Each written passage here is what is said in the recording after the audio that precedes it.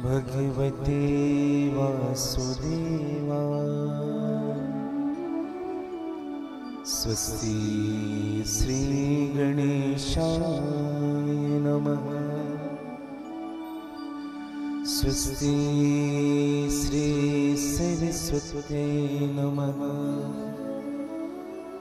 श्री पुराण पुरुषोत्तमाय नमः। सद्गुरुदेव चरण कमलेभ्यो नमः। वंशी विभूषित करा नवनीरदाभा। पीताम्बरादरुणबिम्ब फलाधरोष्ठात्। पूर्णेन्दु सुन्दर मुखा दरबिम्ब नेत्रात्। कृष्णात् परं किमपि तत्त्वमहं न जाने। ध्येयं सदा परिभवग्नविष्टदोहम्। तीर्थास्पदं शिवविरञ्चिनुतं शरण्यम्। मृत्यार्तिहं प्रणतपालभवाब्धिपोतं। वन्दे महापुरुषते चरणारविन्दम्। हे राधे करुणामयि सुललिते, हे कृष्ण चिंतामणि। हे शिराशिरासेश्वरी सुविमले वृंदावनाधीश्वरी। कान्ते कान्तिप्रदायिनी मधुमयी मोदप्रदे माधवी। भक्तानंद समस्त सौख्य सरिते श्री राधिके पातु माम्। यत्र यत्र रघुनाथ कीर्तनं तत्र तत्र कृतमस्तु काञ्चनं। वाष्पवारि परिपूर्णलोचनं श्रीमारुति नमते राक्षसान्तकम्। श्री गुरु चरण सरोज रज, निज मन मुकुर सुधार। बरनौ रघुवर विमल जस, जो दायक फल चार। सिया राम के चरण गहूँ, गहूँ चरण हनुमान। संत हंस गण चरण गहूँ, कर जोरी जुग पान। सिया राम में सब जग जाने, करहु प्रणाम जोरी जुग पान।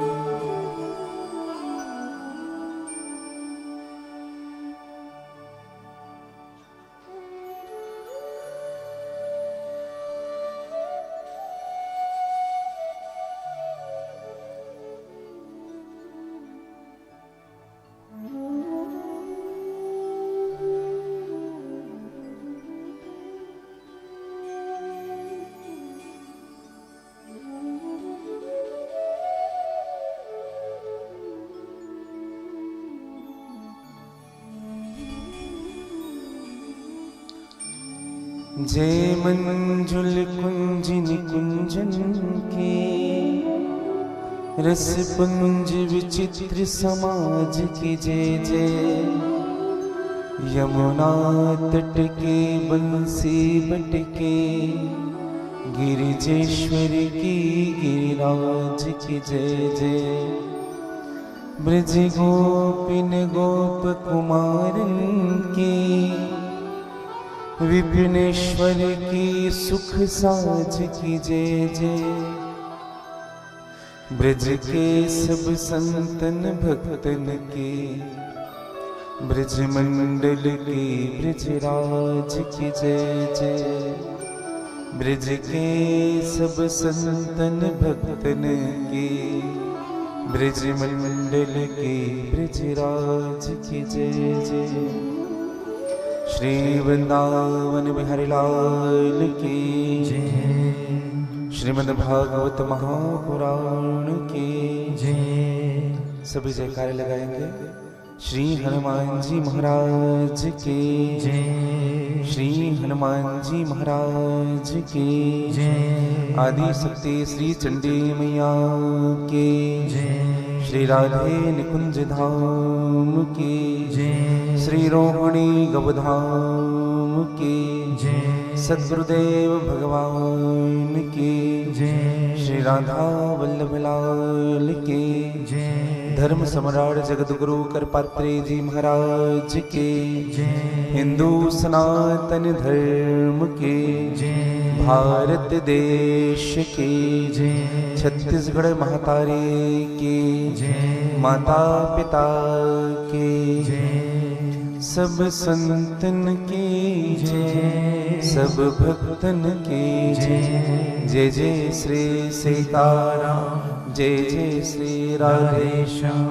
नमः पार्वती पतये, हरे हरे महादेव।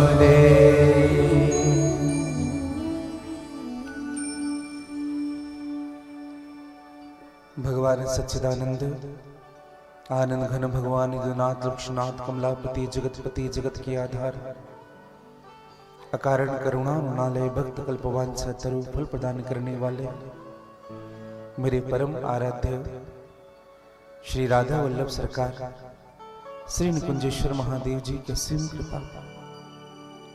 माँ चंद्रघंटा शैलपुत्री कात्यायनी, माँ दुर्गा कुसुमांडा ब्रह्मचारिणी, महागौरी स्कंद माता कालरात्रि, आदि शक्ति मां चंडी की असीम अनुकंपा, नगर के सभी देवी देवता, ग्राम देवी देवता, जालेश्वर महादेव, छत्तीसगढ़ महतारी, श्री हनुमान जी महाराज और परम पूज्य सद्गुरुदेव भगवान के सहज कृपा कबीर स्वरूप छत्तीसगढ़ की पवित्र भूमि,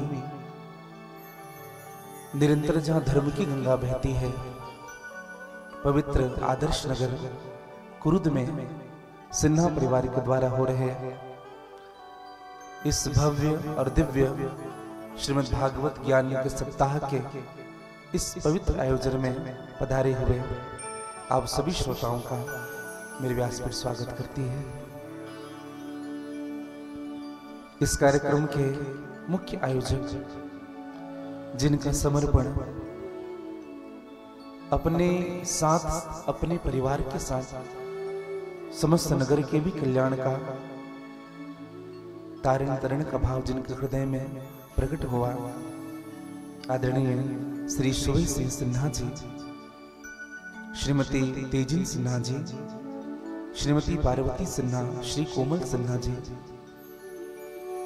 एवं हमारे सभी आत्मीय श्री निरंजन सिन्हा जी, श्री लोकेश जी, श्री अशोक जी, श्री योगेंद्र जी, श्री शिव प्रसाद जी, श्री कन्हैया जी, श्री जितेंद्र जी, श्री सत्य प्रकाश जी एवं समस्त सिन्हा परिवार, आसपास क्षेत्र से पधारे हुए भगवान के सभी अनुग्रह विग्रह स्वरूप सभी संत वृंद, आत्म शिष्य परिकर, भक्तिमय, वात्सल्यमय, करुणामय मेरी माताएं, मेरी बहनें, मेरे भाई जन, विद्वान आचार्य गण, विद्वान संगीतज्ञ गण और निकुंज पद चैनल के माध्यम से जितने भी श्रोता श्रीमद् भागवत कथा में अपने जीवन का यथार्थ लाभ लेने के लिए यहाँ उपस्थित है और जितने लाइव प्रसारण देख पा रहे हैं, आप सबों को मैं व्यासपीठ से साधुवाद ज्ञापित करता हूँ और आप सबके हृदय में जो मेरे राधा माधव के चरणों के प्रति प्रेम है, उनको मैं वंदन करता हूँ, प्रणाम करता हूँ। आइए कथा में प्रवेश करें। इनके पूर्व मन, वाणी और कर्म की शुद्धि के लिए भगवान के नामों का आश्रय ले। पश्चात जैसे मेरे गोविंद की इच्छा होगी, श्री हनुमान जी महाराज की इच्छा होगी, माँ चंडी की इच्छा होगी और सद्गुरुदेव भगवान की कृपा होगी, आज की कथा में हम प्रवेश करेंगे। एक बार सभी राधे ही राधे कह लीजिएगा, थोड़ा जोर से कह लीजिएगा, थोड़ा और जोर से कह लीजिएगा और बड़े भाव के साथ।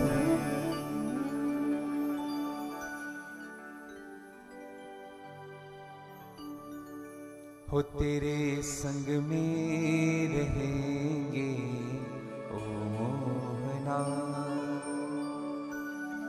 ओ मोहना, ओ सोहना, ओ मोहना, ओ सोहना, तेरे संग में रहेंगे ओ मोहना। श्री राधा वल्लभ लाल की जय।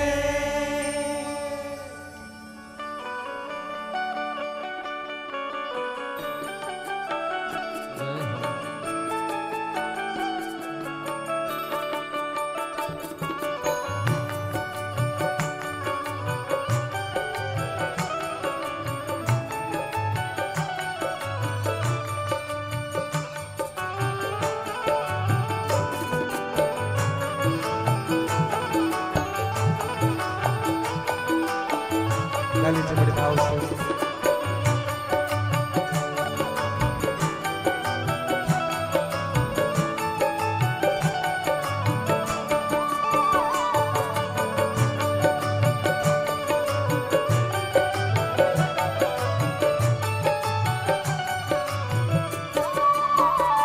तेरे संग में रहेंगे ओ मोहना, तेरे संग में रहेंगे ओ मोहना, तेरे संग में रहेंगे ओ मोहना, तेरे संग में रहेंगे ओ मोहना, ओ मोहना, ओ मोहना, ओ मोहना, ओ सोहना, ओ मोहना, ओ मोहना, ओ मोहना, गाइए बड़े भाव से।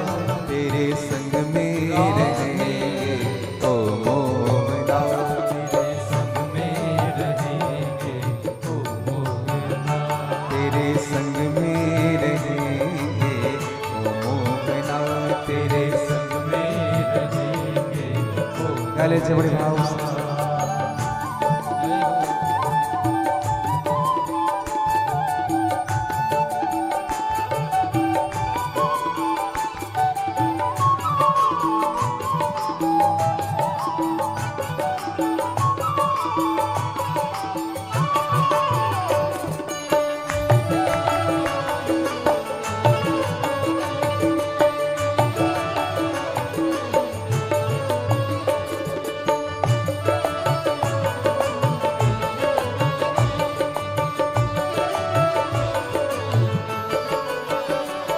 तुम चंदन बनो मैं पानी बनो, तुम चंदन बनो मैं पानी बनो। अच्छा, सत्संग करने कौन कौन आए हैं?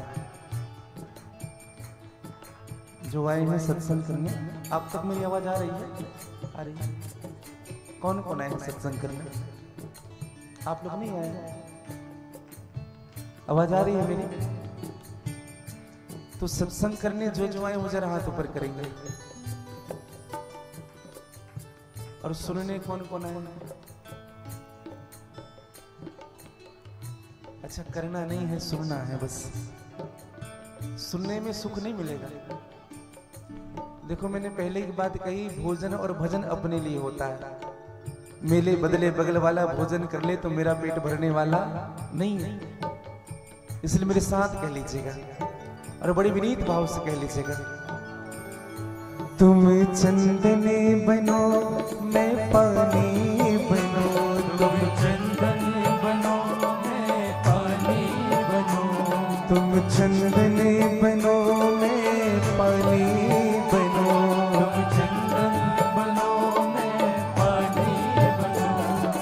चंदन बनो मैं पानी बनो, चंदन बनो मैं पानी बनो, तुम चंदन बनो मैं पानी बनो, तुम चंदन बनो मैं पानी बनो, मस्तक पर मिलेंगे ओ मोहना, मस्तक पर मिलेंगे ओ मोहना, मस्तक पर मिलेंगे ओ मोहना, मस्तक पर मिलेंगे ओ मोहना, तेरे संग में रहेंगे ओ मोहना, तेरे संग में रहेंगे ओ मोहना, तेरे संग में रहेंगे ओ मोहना, तेरे संग में रहेंगे। ऐसे तो हाथ प्रसार करके थोड़े आनंद मस्त से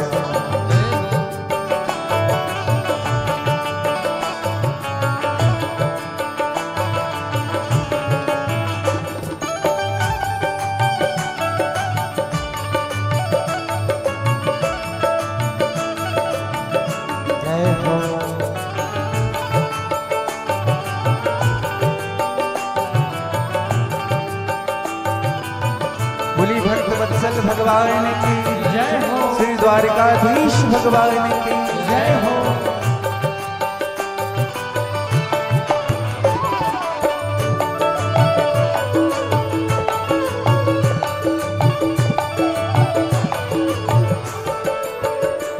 तुम पुष्प बनो मैं धागा बनो, तुम पुष्प बनो मैं धागा बनो, तुम पुष्प बनो मैं धागा बनो, तुम पुष्प बनो मैं धागा बनो, ओ तुम पुष्प बनो मैं धागा बनो, तुम पुष्प बनो मैं धागा बनो, तुम पुष्प बनो मैं धागा बनो, तुम पुष्प बनो मैं धागा बनो।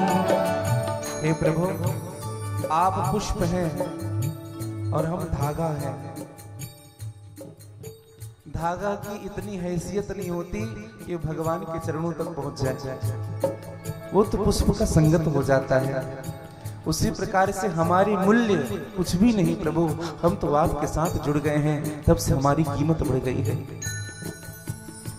तुम पुष्प बनो मैं धागा बनो, मैं तुम पुष्प बनो मैं धागा बनो, तुम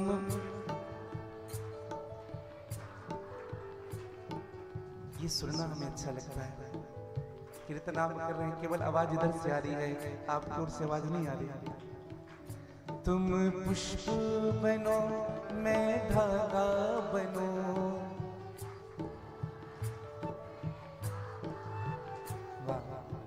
कितने सुर में हैं आप लोग। हमें पता रहता तो इन लोगों को साथ क्यों लेकर के आते। तो मिलना कहाँ है, माला पे मिलेंगे ओ मोहना, माला पे मिलेंगे ओ मोहना, माला पे मिलेंगे ओ मोहना, माला पे मिलेंगे ओ मोहना, ओ तेरे संग में रहेंगे ओ मोहना, तेरे संग में रहेंगे ओ मोहना, तेरे संग में रहेंगे ओ मोहना, तेरे संग में रहेंगे। गा लीजिए बड़े भाव से।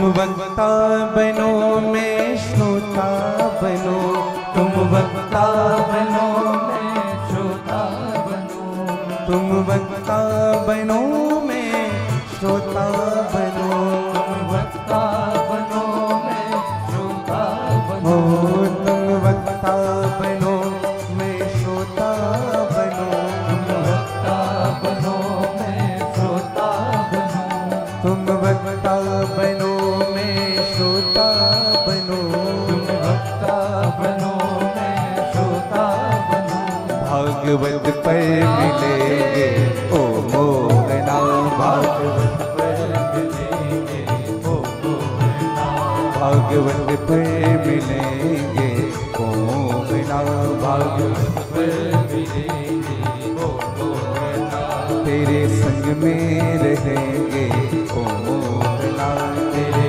संग में रहेंगे ओ मोहना, ओ मोहना ओ सोहना, गाली जला ओ मोहना ओ सोहना, ओ मोहना ओ सोहना, ओ मोहना ओ सोहना, ओ मोहना ओ सोहना, ओ मोहना ओ सोहना, मेरे ओ मोहना ओ सोहना, ओ मोहना ओ सोहना, तेरे संग में रहेंगे ओ मोहना, तेरे संग में रहेंगे ओ मोहना, तेरे संग में रहेंगे ओ मोहना,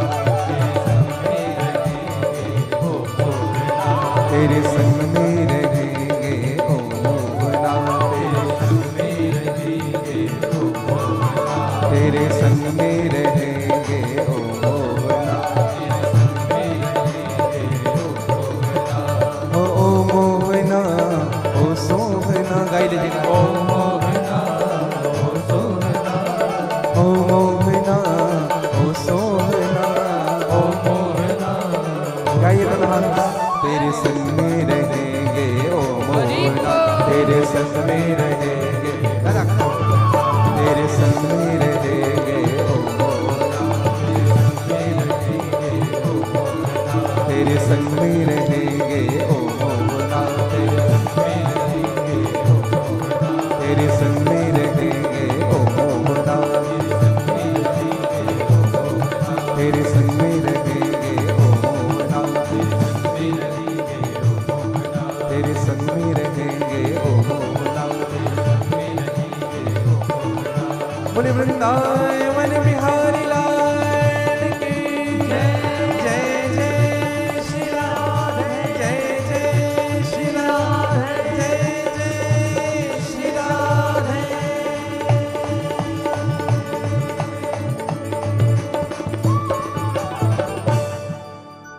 ओ तेरे संग में रहेंगे ओ मोहना, ओ मोहना ओ सोहना, तेरे संग में रहेंगे ओ मोहना। बोले भक्त और भगवान के जय, श्री वृंदावन बिहारी लाल की जय, आदि शक्ति श्री चंडी मैया की जय,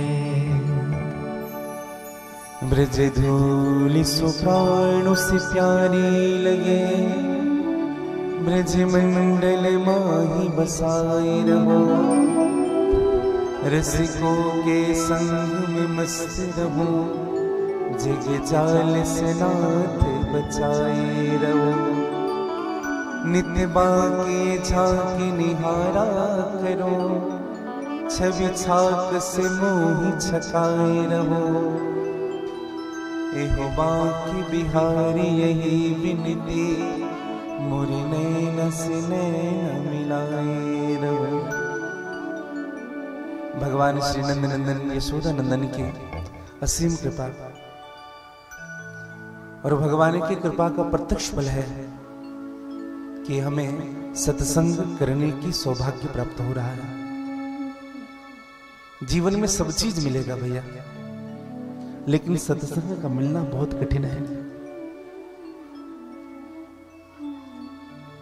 भाई भी मिल जाएंगे आपको, माता पिता भी मिलेंगे आपको, पद भी मिलेगा आपको, प्रतिष्ठा भी मिलेगी आपको। तुलसीदास जी कहते हैं, तात मिले पुनिमात मिले, सुत भ्रात मिले, युवती सुखदाई। राज्य मिले गजबाज मिले, सब साज मिले, मन वांछित पाए। मन की जो इच्छा है वो भी आपकी पूरी होगी। यहां तक से कहा गया है, लोक मिले परलोक मिले। यह लोक भी आप और परलोक में भी आपका राज्य हो सकता है। लोक मिले परलोक मिले, विधि लोक मिले, वैकुंठ ये जाई। ब्रह्मा जी का भी पद आपको मिल सकता है, भगवान विष्णु का भी लोक आपको मिल सकता है, लेकिन सुंदर साज समाज मिले, पद संत समागम दुर्लभ है। मैंने पहले ही एक बात कही है, संत समागम हरि कथा तुलसी दुर्लभ दो। सुत दारा और लक्ष्मी तो पापी के घर भी हो। सुंदर स्त्री, धन, पद, प्रतिष्ठा, सम्मान तो एक पापी भी कमा लेता है। अगर सत्संग प्राप्त हो रहा है ना आपको, तो ये आपके जीवन का सबसे बड़ा सुख है। और सत्संग कब मिलता है बताएं आपको? हम जब संत का संग करते हैं तब जीवन में सत्संग आता है।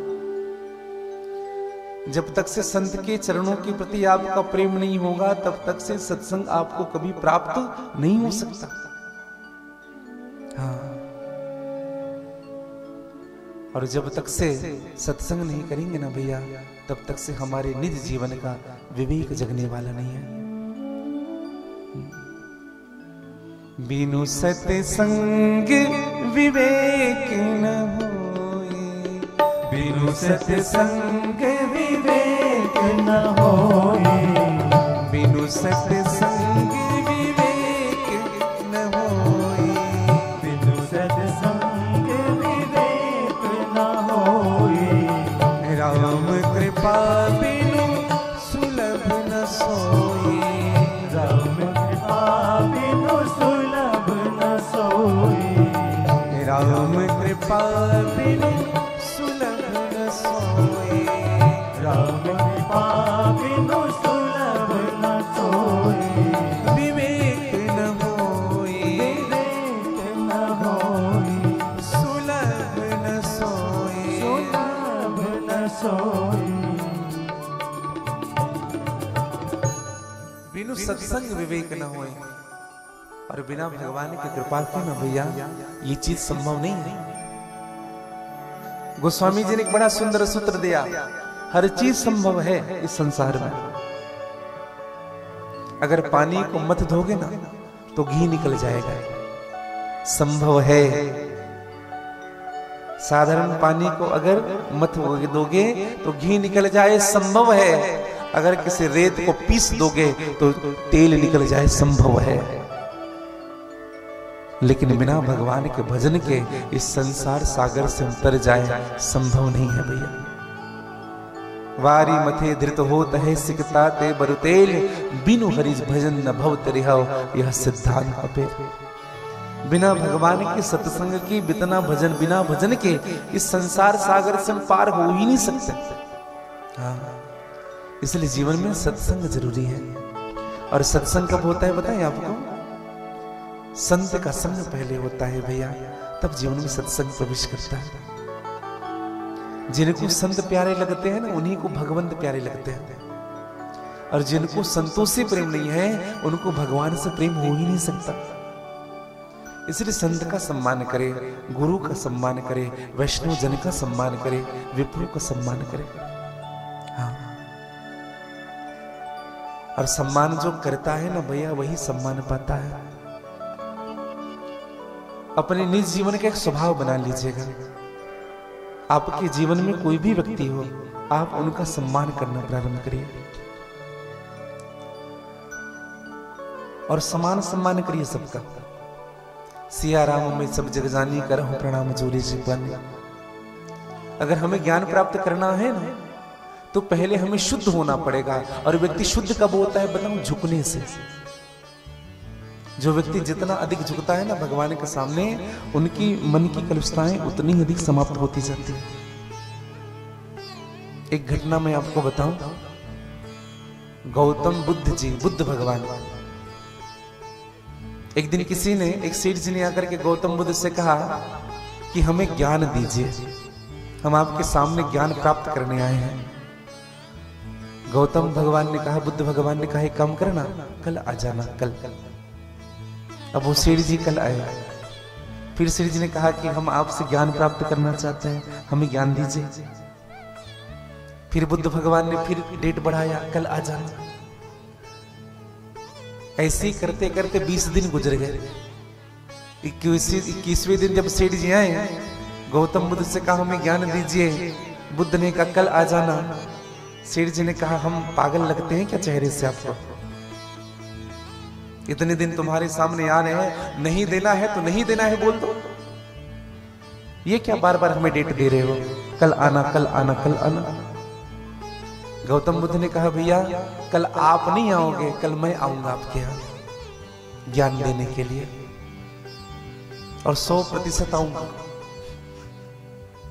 सुबह 10 बजे पहुंच जाऊंगा, लेकिन एक मेरी शर्त रहेगी आपके यहां जब आऊं तो। ध्यान से सुनिएगा। क्या शर्त रखा कि बढ़िया खीर बनाना मेरे लिए। पहले खीर पेट भर के खा लूंगा, फिर ज्ञान दूंगा। और ऐसा ही हुआ। गौतम बुद्ध जी जब आए ना, तो रास्ते में 2-4 चेलों को भी साथ लेते आए, और जिस पात्र में बुद्ध जी भोजन करते थे, उस पात्र में कुछ कचरे डाल दिए, कुछ पत्थर डाल दिए, कुछ धूल उठा के डाल दिए, कुछ नाली की कुछ गंदगियां डाल दी, और गए हैं आज सेठ जी के पास। सेठ जी जब देखे, बैठाया, प्रणाम किया। सेठ जी ने कहा कि अब आप हमें ज्ञान देंगे। कहा खीर बना है मेरे लिए? खीर? बोले हाँ हाँ महाराज बना है, बढ़िया खीर बनाया है, केसर डाल करके खीर बनाया, आपको खूब आनंद आएगा भोजन करने में, खीर खाने में। गौतम बुद्ध ने कहा फिर लाओ खीर। खीर लाया गया, गौतम बुद्ध ने उसी पात्र को सामने किया।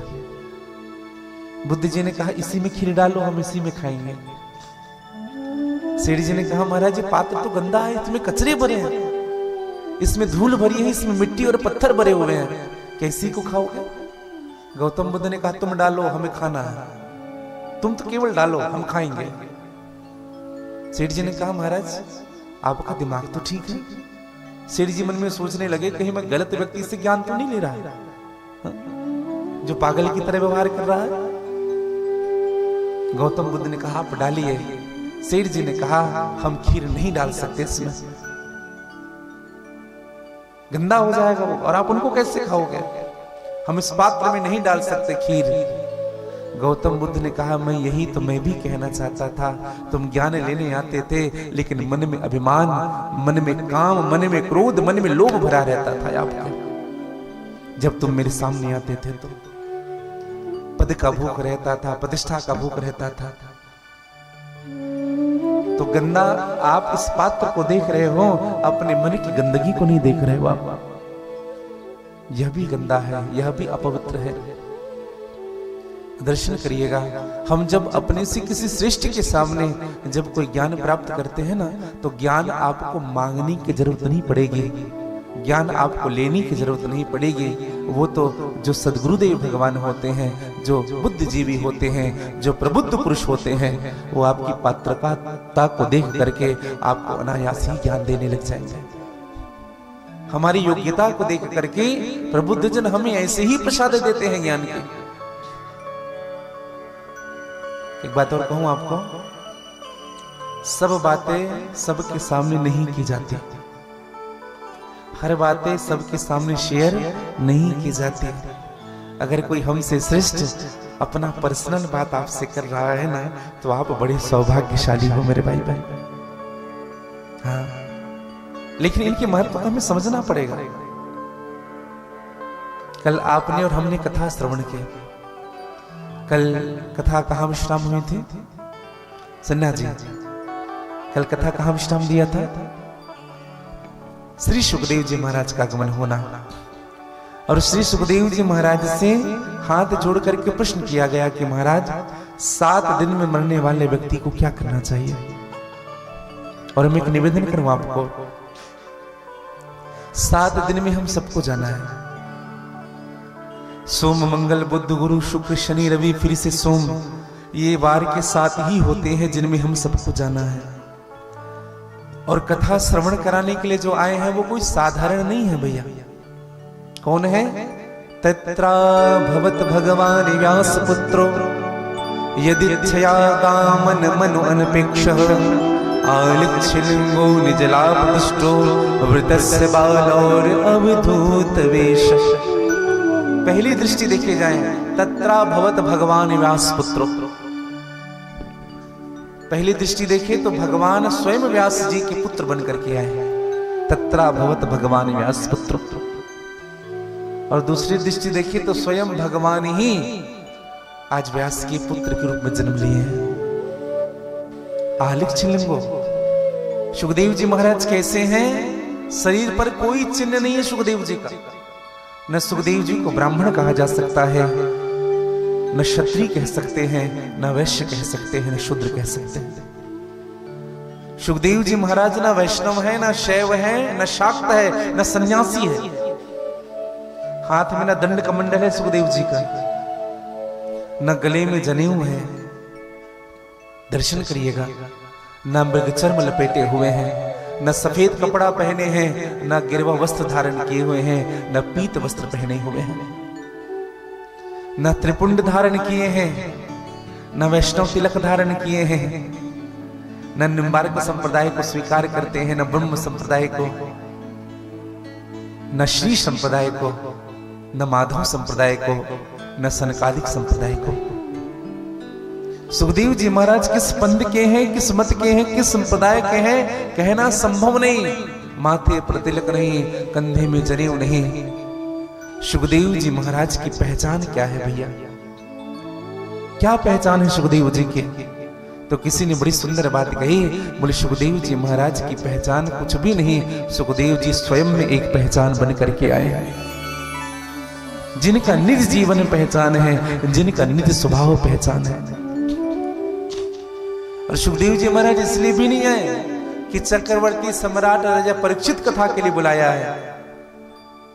बहुत सा धन मिलेगा, राजकीय सम्मान दिया जाएगा, राजकीय अतिथि घोषित किया जाएगा, मुझे बड़ा पद प्रतिष्ठा मिल जाएगा, इसलिए भी सुखदेव जी नहीं आए हैं। सुखदेव जी को पहले से लाभ मिल चुका है मेरे भाई बहन। क्या? निज लाभ दुष्टो। निज लाभ किसे कहते हैं? आत्मलाभ। जिस व्यक्ति को, जिस जीव को आत्मलाभ मिल जाता है, उनको अन्य लाभों से कोई मतलब नहीं होता। समझिएगा, आत्मलाभ। और एक निवेदन करूं आपको, आत्मलाभ किनको मिलता है? जो ये मान लिया होता है कि मेरे पास जो कुछ भी है भगवान का दिया हुआ है, जो प्राप्त है वही पर्याप्त है। उन्हीं के जीवन में आत्मलाभ प्रवेश कर सकता है। परमादरणीय परम श्रद्धेय वृंदावन के मुकुटमणि श्री प्रेमानंद जी बाबा, अभी कुछ दिन पहले की घटना है, आप सबने नाम सुना होगा, कौन नहीं जानता उनको। श्री राधा वल्लभ संप्रदाय से, और यह दास भी उसी संप्रदाय से है। तो प्रेमानंद जी बाबा से किसी ने कहा, दिल्ली का कोई व्यक्ति आया और उनके सामने बात रखी है, 100 करोड़ से आपका एक आश्रम का निर्माण हम करना चाहते हैं, आप हमें आज्ञा दीजिए। महाराज श्री ने कहा, भैया नहीं चाहिए सब, मुझे आत्मलाभ मिल चुका है, मुझे निजलाभ मिल चुका है, जो चाहिए था मुझे प्राप्त हो चुका है। और एक निवेदन करूं, जिनके जीवन में भगवान के नाम का धन होता है ना, उनको अन्य धन कभी लुभा नहीं सकती है भैया।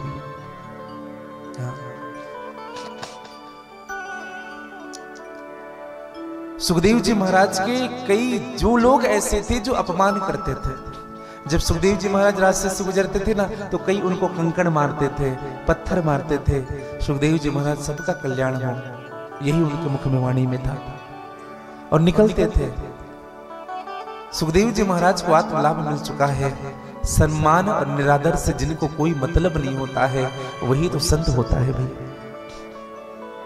लेकिन एक बात कहूं आपको, इस संसार में सब चीज छोड़ सकता है व्यक्ति, लेकिन मान, बड़ाई और ईर्ष्या, ये तीन चीजें किसी के जीवन से नहीं जाती है, चाहे कितना भी बड़ा महापुरुष क्यों ना हो। मान चाहिए, बड़ाई चाहिए और जलन ईर्ष्या।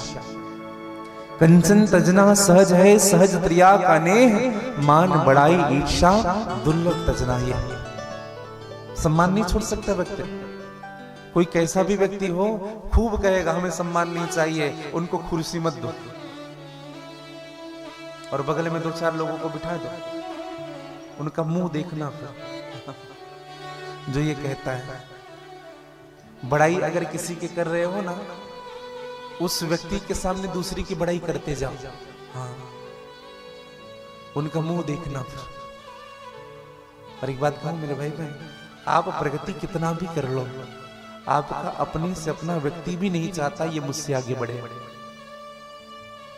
हाँ, कभी नहीं चाहता व्यक्ति ये हमसे आगे बढ़े। ये तीन चीजें छोड़ना बहुत मुश्किल है, लेकिन सुखदेव जी महाराज ने ये तीनों भी छोड़ दिया है।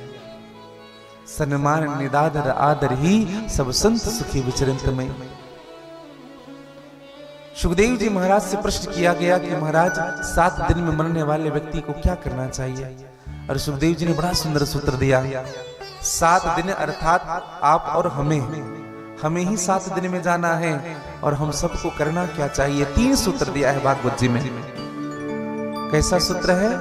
तस्मात् भारतः सर्वात्मा भगवान ईश्वरो हरि। 3 कार्य कौन कौन से है? श्रोतव्यः, कीर्तितव्यश्च, स्मरणतव्यश्च, इक्षिताभयम्। श्रोतव्य, भगवान की कथाओं का श्रवण करना चाहिए जिस व्यक्ति को 7 दिन में जाना है। दूसरा, भगवान की कीर्तियों का गान करना चाहिए। एक प्रार्थना है आप सबसे मेरी, आप जब कथा श्रवण करके जाते हैं ना, जो बात आपको अच्छी लगे उनको अपने परिवार में बताइए, अपने बच्चों को बताइए, उनका वितरण करिए। जो आप यहां से प्रसाद लेकर के जाते हैं, आप उस प्रसाद का वितरण करिए। और मैं सत्य कहूं, जिस घर में नित्य प्रसाद वितरण होता है सत्संग का, उस घर में कभी विषाद नहीं होता है भैया। इसलिए ये प्रसाद जरूरी है जीवन के लिए। ये 3 कार्य, भगवान की कथाओं का श्रवण करना, दूसरी भगवान की कीर्तियों का गान करना, और तीसरा भगवान की कथाओं का स्मरण करना।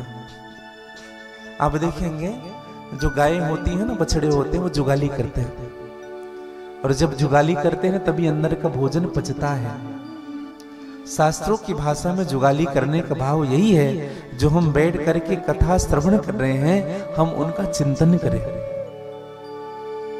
परमादरणीय श्रद्धेय गुरुदेव भगवान कहते हैं कि बेटा, अगर कथा सुनते सुनते अगर रोना आ जाए ना, क्या सोच करके कि मेरा जीवन कैसा है, मुझसे अच्छा जीवन तो प्रहलाद का था, मुझसे अच्छा जीवन तो ध्रुव जी का था, जिन्होंने अपना निज जीवन भगवान की भक्ति में बिता दिया। मुझसे अच्छा जीवन तो मीराबाई का था। मीराबाई का प्रसंग सुना होगा आपने, भक्तमाल का चरित्र। मीरा जी 4 साल की थी। उनके दादाजी के नाम थे राणा दूधा जी, छत्राणी थी मीरा जी। तो दूधा जी मीरा को प्रतिदिन सत्संग में लेकर के जाते थे, और मीरा बैठ करके सत्संग सुनती थी भगवान के। 365 दिन सत्संग होता था। बड़ा विशाल मंदिर था ठाकुर जी का। और मीरा जब से कथा में जाती थी ना भैया, वो नित्य रोते रहते थे। जब तक कथा चलता था आंख से अश्रु रुकता नहीं था मीरा का। 2-4 लोग अगल बगल बैठते थे, बोले 4 साल की बच्ची का ऐसा कैसा स्वभाव हो गया, उनके हृदय की कैसी भाव हो गई कि वो कथा में रोती है। समझ नहीं आता था लोगों को। समय बीतता गया, नित्य कथा में आती थी मीरा, नित्य रोती थी। बाद में जब पता चला तो उनके दादाजी के कानों तक ये बात गई। कहा मीरा उस ठाकुर जी के लिए रोती है, उस ठाकुर जी की होना चाहती है। एक दिन तो मीरा ने जाकर के पुजारी जी से कह दिया, कहा ये ठाकुर जी हमें कब मिलेंगे, हमें इनके पास रहना है, हमें इनसे मिलना है। जब दूधा जी को पता चला तब मीरा के प्रति दूधा जी का भाव बदल गया। भैया मैं एक बात कहूं, संसार के अगर हम रो रहे हैं ना भैया संसार के लिए, तो जीवन में कहीं ना कहीं अशांति होगी ही होगी।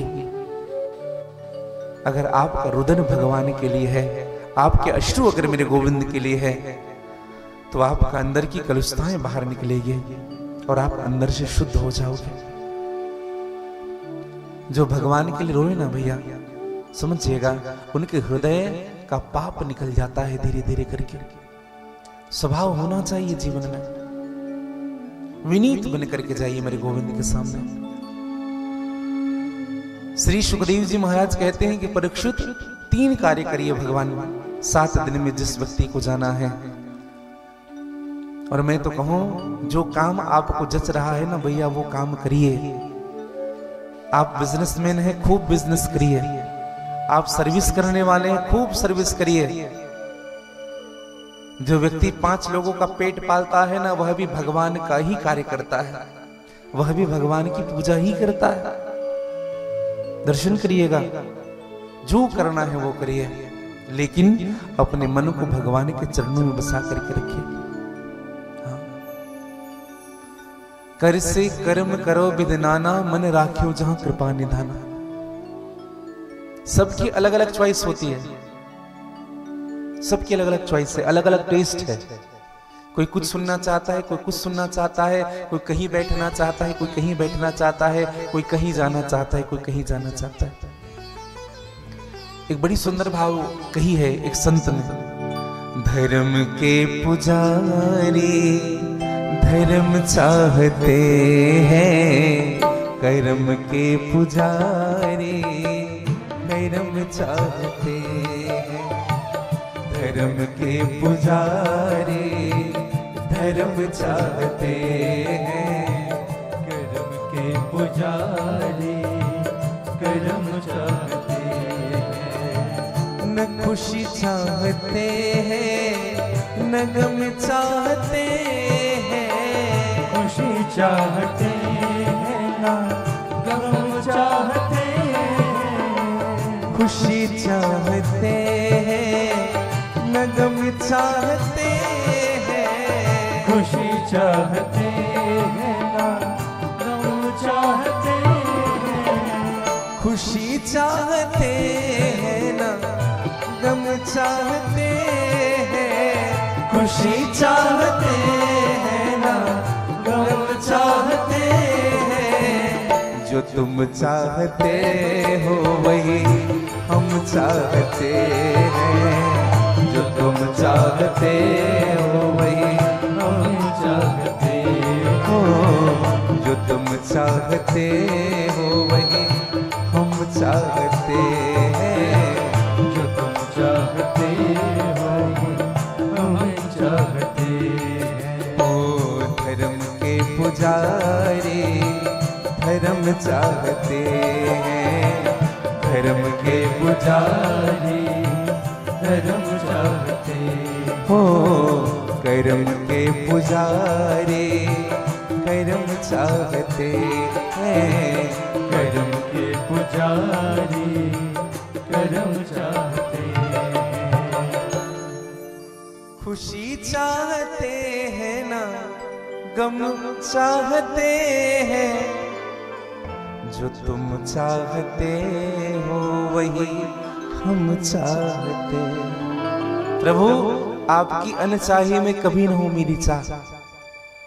और एक बात कहूं आपको, मेरे ठाकुर मेरे गोविंद जानते हैं कि आपके लिए क्या अच्छा है और क्या बुरा है। आपसे अधिक मेरे प्रभु जानते हैं कि आपके लिए क्या अच्छा है और क्या बुरा है। मैं किसी और की बात नहीं कहूं, सन्ना जी अपनी बात कहूं। हमने जब इंजीनियरिंग की पढ़ाई की ना, तो हम चाह रहे थे हम इंजीनियर बन जाए। हाँ। और ऐसा नहीं कि ठाकुर जी ने नहीं बनाया। उनके बाद मन में भाव आया कि भगवान का भजन करना सीख जाए। और निवेदन करूं, न इंजीनियर बनाया न गायक बनाया, अपना दास बना लिया मेरे प्रभु ने।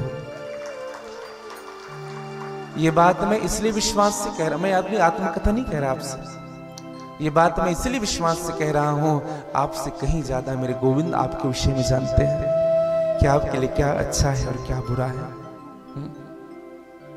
भगवान से प्रार्थना जब करना ना भैया, ये मत कहना प्रभु जो मैं मांग रहा हूं वो दे दो। भगवान से जब भी प्रार्थना करना कहिएगा प्रभु मेरे जीवन के लिए जो अच्छा हो आप वही करिएगा। अगर प्राइवेट नौकरी से काम चल रहा है तो सरकारी मत देना मुझे। अगर 70% में जीवन चल रहा है मेरा तो 90% मत देना मुझे। अगर 20,000 की सैलरी में मेरा घर चल रहा है, नहीं चाहिए 50 की आपकी। बस प्रभु मुझे वही देना कि मैं कभी आपसे दूर ना हो पाऊं, किसी न किसी भाव से मैं आपके चरणों में लगा रहूं। और एक निवेदन करूं मैं आपको, संपत्ति और विपत्ति किसे कहते हैं? हम क्या समझते हैं? क्या प्राप्त करना संपत्ति है और क्या चला जाना विपत्ति है? धन को संपत्ति नहीं कहते भैया।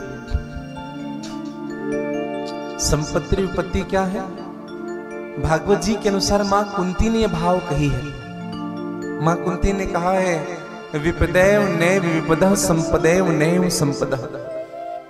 विपत्ति को विपत्ति नहीं कहते, संपत्ति को संपत्ति नहीं कहते। माधव विपदः नारायण विस्मृति संपदः नारायण स्मृति।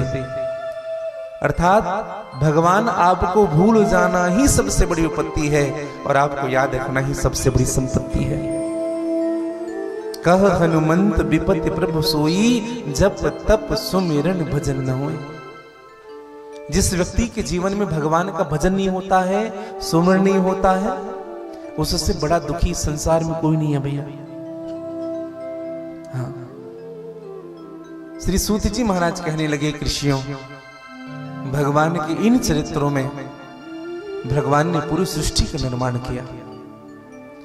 ये जो सृष्टि हम देख रहे हैं ना, भगवान का ही बनाया हुआ है। और भगवान नारायण ने सृष्टि निर्माण के लिए ब्रह्मा जी को श्रीमद् भागवत की कथा सुनाई। सबसे पहले वक्ता कौन है भागवत जी के? भगवान विष्णु, भगवान नारायण। भगवान नारायण ने सबसे पहले भागवत जी की कथा ब्रह्मा जी को सुनाई सृष्टि के लिए। फिर ब्रह्मा जी ने सनन सनंदन सनंदकार कथा सुनाया युक्ति के लिए। फिर नारद जी ने व्यास को कथा सुनाया शांति के लिए। और आज सुखदेव जी महाराज परीक्षित को कथा सुना रहे हैं मुक्ति के लिए। तो भागवत की कथा हमें सृष्टि भी देती है, भागवत की कथा हमको युक्ति भी देती है, भागवत की कथा हमको शांति भी देती है, और अंतोगत्वा भागवत की कथा हमको मुक्ति भी प्रदान करती है। और मुक्ति का आशय क्या? आज परीक्षित कथा श्रवण करने बैठा है, मुक्ति का आशय क्या? मुक्ति का मतलब मर जाना नहीं है भैया। लोग कहते हैं ना मुक्ति होती है, मुक्ति होती है, मुक्ति होती है। कई लोग कहते हैं मरने के बाद मुक्ति होती है। ये सब फालतू की बातें हैं। कोई मुक्ति उक्ति नहीं होती। मरने के बाद केवल दो ही काम होता है, 10 गात और दूसरा 13वीं। कोई मुक्ति उक्ति नहीं होती। जो व्यक्ति जीते जी मुक्त नहीं हो पाया, और मरने के बाद क्या खाक मुक्त होगा? जो जीते जी भगवान के चरणों में नहीं जा पाया, वो क्या मरने के बाद देवता बन जाएगा? संभव ही नहीं है भैया, समझिएगा। तो मुक्ति किसे कहते हैं? बोले मोह का क्षय हो जाना ही मोक्ष होता है। मोह का क्षय होना। बहुत सारी संपत्ति है हमारे पास, लेकिन फिर भी उन संपत्ति में हमें आसक्ति नहीं है। आपकी मुक्ति हो गई संभव। हाँ, थोड़ी सी संपत्ति है और उसी में उलझे हुए हैं, इसको बचाना, इसको बचाना, इसको ठीक करना, इसको ठीक करना, जीवन उसी में निकल गया। निवेदन करूं भैया, वासनाओं से दूर रहना जो व्यक्ति वासनाओं से दूर होता है ना, वही भगवान की उपासना कर सकता है। वासनाओं में उलझा हुआ व्यक्ति भगवान की उपासना नहीं कर सकता। भगवान ने सृष्टि का निर्माण किया और सृष्टि के निर्माण में चतुश्लोकी भागवत सुनाया है ब्रह्मा जी को। भागवत का अर्थ क्या होता है? भ से भक्ति, ग से ज्ञान, व से वैराग्य और त से तत्व। ज्ञान भक्ति वैराग्य के तत्व जिसमें निहित हो उन्हीं को भागवत कहते हैं। अच्छा, 4 लोगों को भागवत की उपमा दी गई है। किनको? जो भगवान का हो जाए उनको भागवत कहते हैं। जो भगवान का हो जाए उनको भागवत कहते हैं। भगवान के भक्त का नाम भागवत है, भगवान के निवास का नाम भागवत है, और चौथा भगवान के उपदेश का नाम भागवत है। जब सच्ची भक्ति जब जीवन में होती है तो भगवान यह नहीं देखते हम कितने पढ़े लिखे हैं। भगवान यह नहीं देखते कि हम किस मत के हैं, हमारी जाति क्या है। हाँ, भगवान यह नहीं देखते कि हम कौन हैं। एक बात बताइए, ध्रुव जी महाराज कितने साल के थे? कितने साल के थे ध्रुव जी महाराज? 5 साल के थे, भगवान मिल गए। भगवान हमारी उम्र भी नहीं देखते, इसी उम्र में भक्ति करेंगे तो हमें प्राप्त करेंगे। हमने गलत माइंड सेट कर लिया है कि जब बाल पकने लग जाए ना तब भगवान की भक्ति करेंगे। हाँ, बच्चों को कथा में नहीं भेजते हैं। हाँ, अभी उम्र ही क्या हुआ है महाराज। ध्रुव जी की उम्र ही क्या थी भैया? 5 साल के ध्रुव जी महाराज थे। एक बात बड़ी विनम्रता से मैं कहना चाहूंगा, बुढ़ापे में भक्ति करने से आने वाला जन्म सुधरता है। जो व्यक्ति बुढ़ापे में भक्ति करता है ना, उनका आने वाला जन्म सुधरता है। जवानी में भक्ति करने से बुढ़ापा सुधरती है, और बचपने में भक्ति करने से जवानी भी सुधरती है और बुढ़ापा भी सुधर जाता है। इसलिए अपने बच्चों को बचपने से ही आप शरणागत कराइए, बचपने से ही किसी सदगुरु से दीक्षित करवाइए। हाँ, एक व्यक्ति हमसे पूछ रहे थे, अभी जांजगीर चांपा की कथा थी, तो कह रहे थे गुरुदेव जी हम अपने बच्चे की दीक्षा तो कराना चाहते हैं आपसे। बोले हाँ, हम ये देख रहे हैं कि बच्चे की शादी हो जाए फिर हम दीक्षित कराएंगे। हमने कहा शादी होगा तो बच्चा 25-30 साल का हो जाएगा, फिर उनको मोड़ लोगे आप? फिर मोड़ सकते हैं? संभव नहीं है। बच्चा जब 10 का होता है ना, तभी उनको गुरु के शरणागत करा दीजिए। फिर आपको समझाने की जरूरत नहीं, गुरुदेव भगवान के संस्कार ही उनको बना देंगे। माता पिता को मेहनत कम करना पड़ेगा अगर आप शुरू से गुरु के चरणों में अपने बच्चों को डाल दोगे तो। ये गुरु परंपरा समाप्त हो रही है हमारे, समझिएगा भैया। तो ध्रुव जी महाराज 5 साल के हैं। अच्छा विचार करिए, विदुर जी कौन सी जाति के थे जिनको भगवान जिनके यहां जाकर के केले की छिलके खाते हैं? हम लोग ना जातियों में बटे हुए हैं। एक व्यक्ति हमको सिखा रहे थे, महाराज जी आप उनके यहां मत जाना। क्यों? वो इस जाति का है। अच्छा, हमने उनसे पूछा जब ब्लड बैंक जाते हो तो पूछते हो क्या ये कौन सी जाति का खून है? खून लेने के पहले पूछते हैं हम। हाँ, वहां तो केवल चाहिए। और ये एक बात कहूं, मैं आपको बुरा मत मानिएगा, मुस्लिम भाई नहीं बटे हैं, क्रिश्चियन भाई नहीं बटे हैं, हम सनातनी हिंदू ही बटे हुए हैं। हाँ, कोई इस जाति, केले का पेड़ देखा आप लोगों ने? केले का पेड़ जितनी छिलती जाओगे उतना निकलते जाता है। हाँ, ये कौन है? ब्राह्मण है। हाँ, कौन ब्राह्मण है? सरयू पारी, कान कुब्ज। हाँ, गोत्र क्या है? बोले ये है। ये सिन्हा जी है। कौन सिन्हा है? ये है, ये है। ये यादव जी है। कौन यादव है? ये है। ये साहू जी है।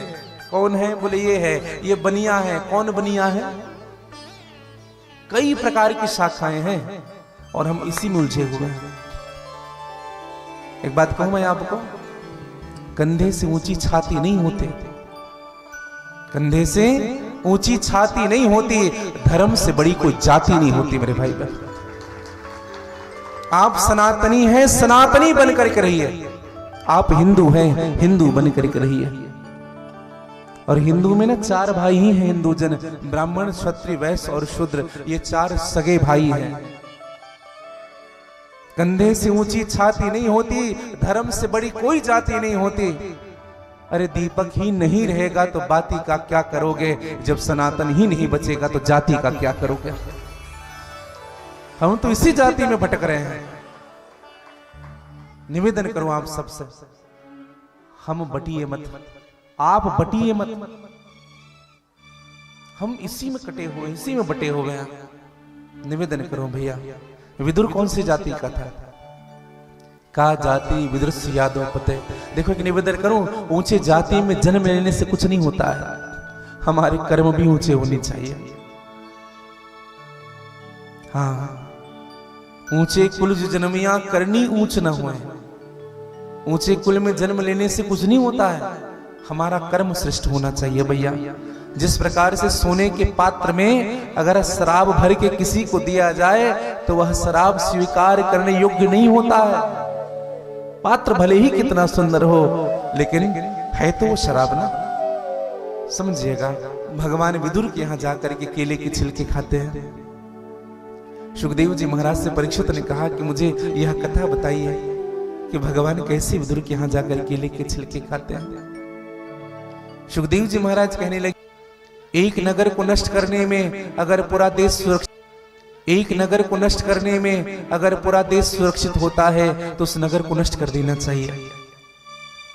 एक गांव को नष्ट करने में अगर पूरा प्रांत सुरक्षित होता है तो उस गांव को नष्ट कर देना चाहिए। एक घर को नष्ट करने में अगर पूरा महानगर सुरक्षित होता है तो उस घर को नष्ट कर देना चाहिए। उसी प्रकार से एक भी व्यक्ति अगर आपके परिवार में कलंकी है, जिनके कारण पूरा परिवार बर्बाद हो रहा है, तो उस व्यक्ति को अपने परिवार से बहिष्कृत कर देना चाहिए। समझिएगा। धृतराष्ट्र ने कहा, कहना क्या चाहते हो? बोले तुम्हारे परिवार में सबसे बड़ा कलंकी दुर्योधन है।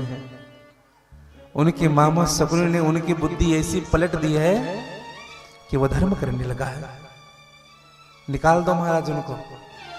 उसी समय दुर्योधन आया। दुर्योधन ने कहा, अच्छा हमारे ही पिताजी को हमारे खिलाफ भड़का रहे हो, हमारी ही टुकड़ों पर पलने वाला, निकल जाए यहां से। और विदुर को घर से निकाल दिया गया भैया। अरे विदुर जी उसी राज्य के ही पास, उसी राज्य में ही जंगल में कुटी बना करके रहने लगे।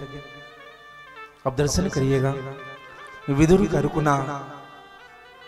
एक दिन के बाद विदुर के घर तक ये पता चला कि भगवान श्री कृष्ण आ रहे हैं हस्तिनापुर में।